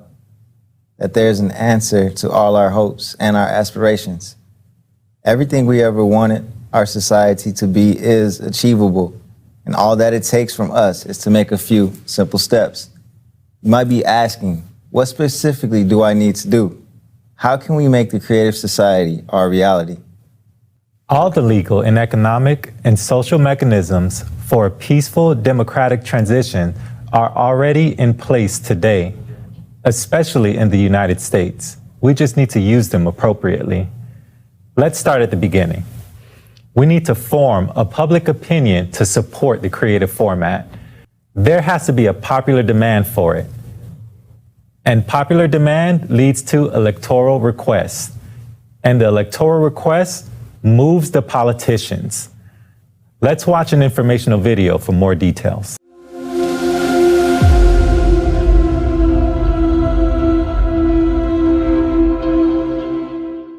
The first and most important step in building the creative society is to let everyone know that such a format exists and the tremendous benefits it will bring to every single person.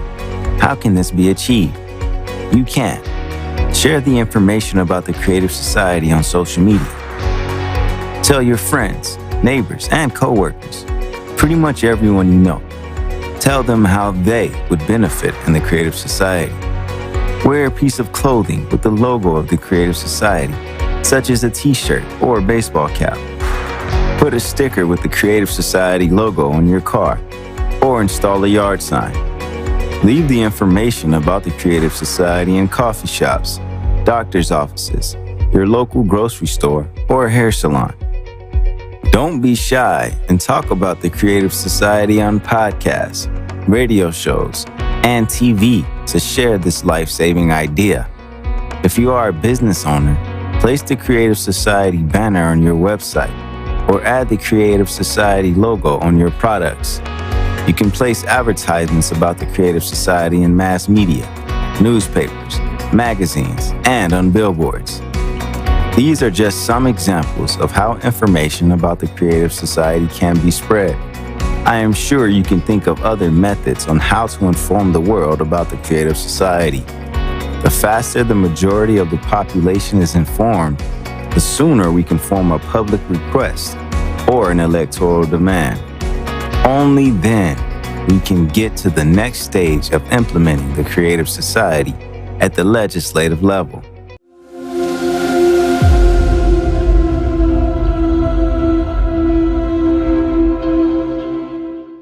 Okay, so now let's move on to the next question that people might have. So what's next? I have told everyone I know. Now what? What do I do? Now let's take a look at the steps of how to make the American dream our reality. How do we implement the Creative Society? Please.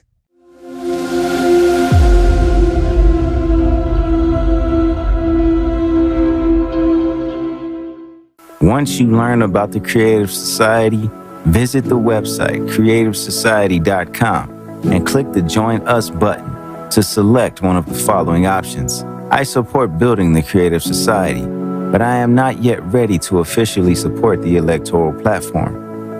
I support building the Creative Society, and I am ready to officially support the electoral platform. I support building the Creative Society, and I am ready to take an active part in this process, as well as to officially support the electoral platform. When a majority of eligible voters support the Creative Society, we can move on to the next step, which is creating an electronic voting platform.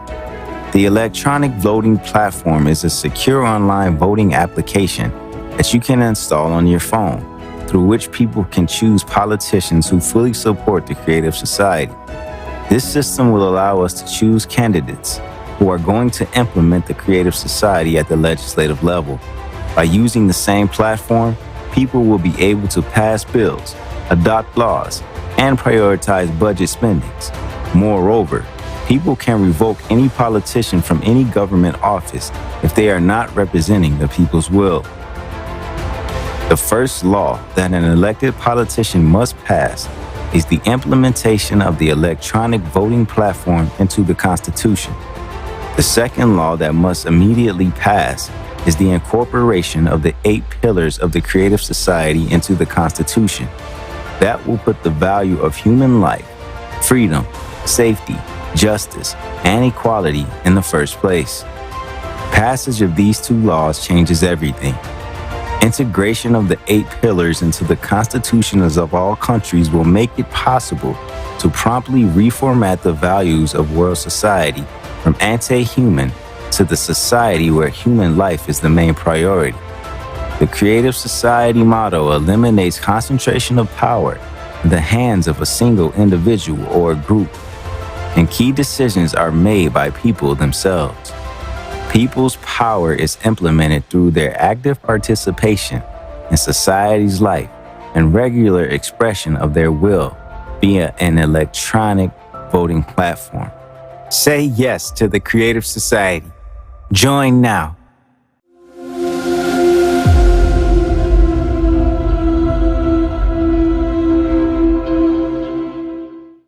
Our friends had a chance to speak with the experts.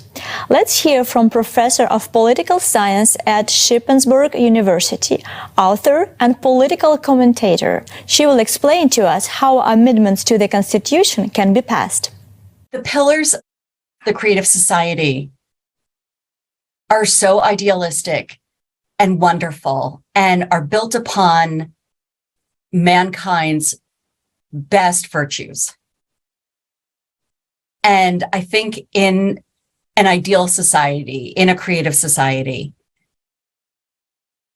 the best of us would encompass all of these. We would be creative. We would have justice and equality for all. We would have transparency and openness. We would have safety and freedom, and we would value all lives. And I think that in America, our freedoms sometimes bump up against the freedoms of somebody else. That is another human quality, which, avarice and greed and jealousy, those qualities are not the ones of angels. And knowing this, our founding fathers, the framers of the Constitution, the biggest thinkers of the time, knew that men were not angels. And our Constitution is written specifically understanding that. So the legal process of a constitutional amendment is actually very straightforward, which is that an amendment has to be proposed by 2/3 vote of both the House and the Senate. And then 3/4 of the state legislatures have to pass it as well. So put another way, 67 senators would have to agree to it. And I think it's 435. I think it's like 308 or something like that. I think it's that. Of the House would need to agree to it as well. But let's just say that we could aim for that and that it's possible. Then it would have to be 2/3 of the states as well.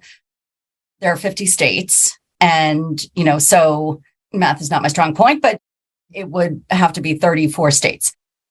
Okay. If that, again, if that's what your goal is, then that's the process. And it's an uphill battle because the Constitution has been amended a total since 1789 when it was ratified, a total of 27 times.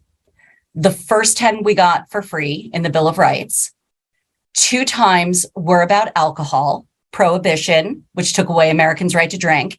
And then the repeal of prohibition, which said that was a terrible idea. Everybody gets to drink again. And so that means that in total, 15 times since 1789, we have amended the Constitution. If we've been able to add 27 amendments to the Constitution, why can't we add another one for the benefit of all Americans? Yes. And if we unite all our potential and remember that we are American, nothing will stop us on our way to glory. And this will be the best and biggest legacy we can leave to our children and generations to come. Creative society is the most peaceful and the most appropriate society format in the entire history of humankind. Only in the creative society can we cope with climate threats and the crisis of the entire humanity. The best investment in your future is an investment in the Creative Society.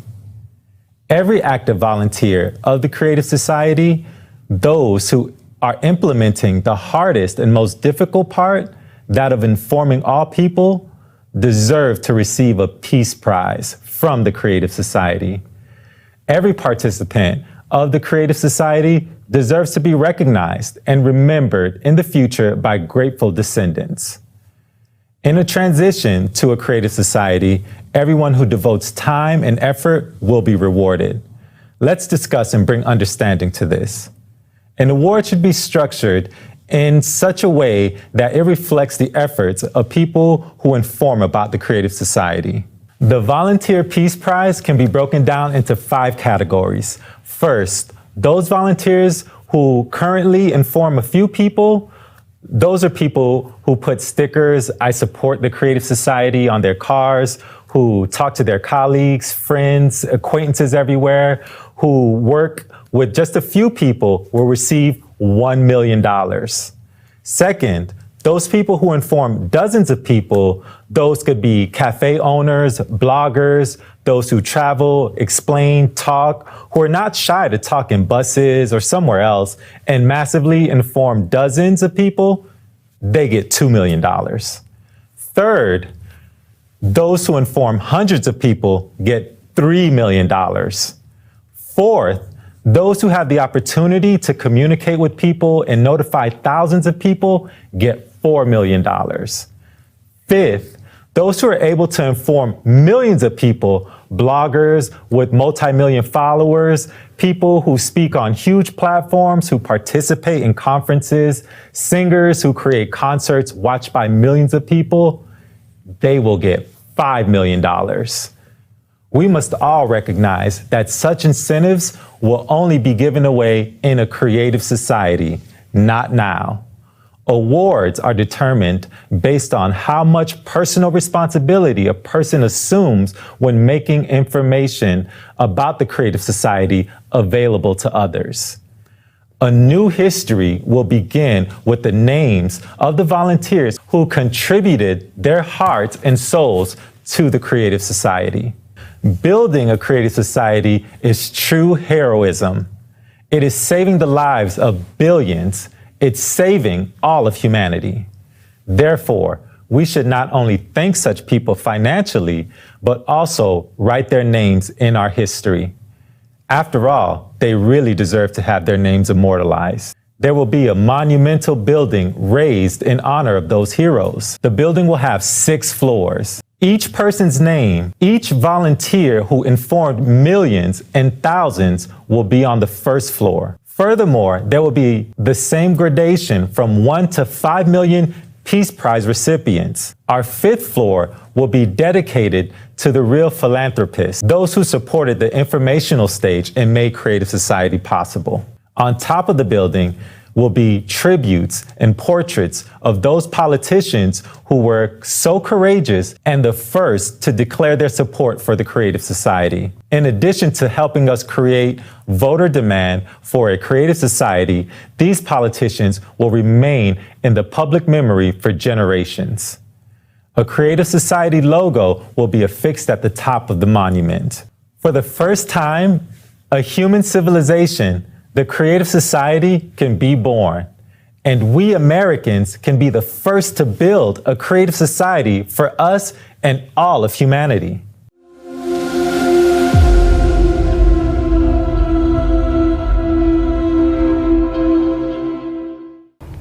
Today's conference gave us a perspective on the abyss into which we're hurtling at full speed.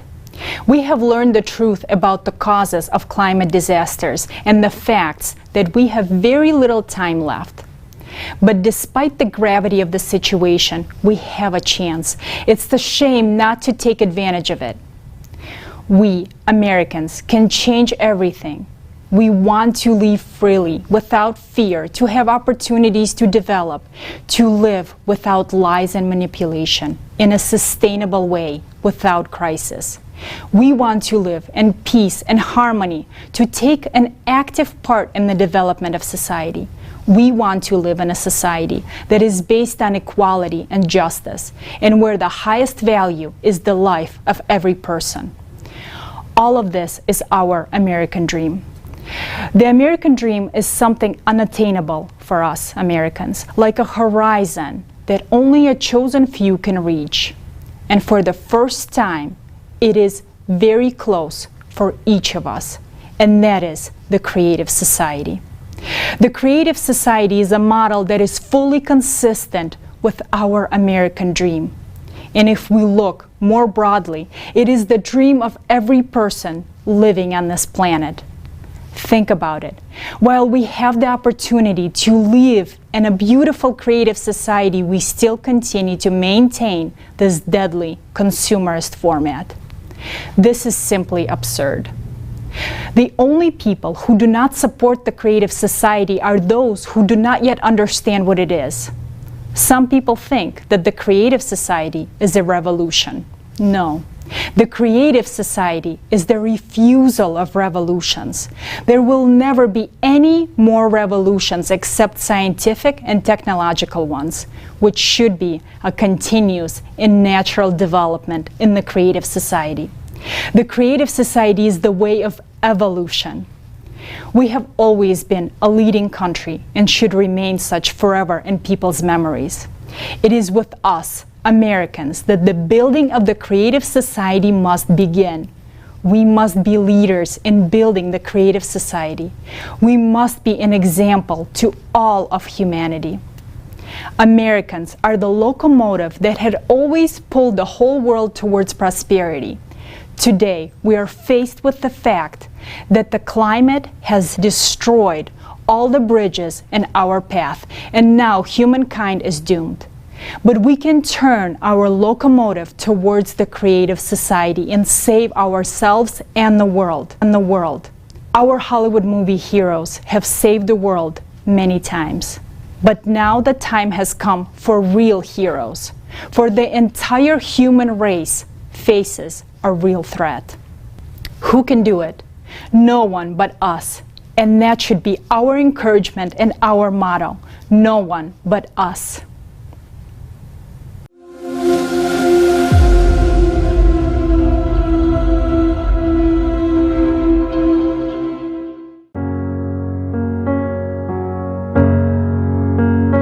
Oh, beautiful for spacious skies forever.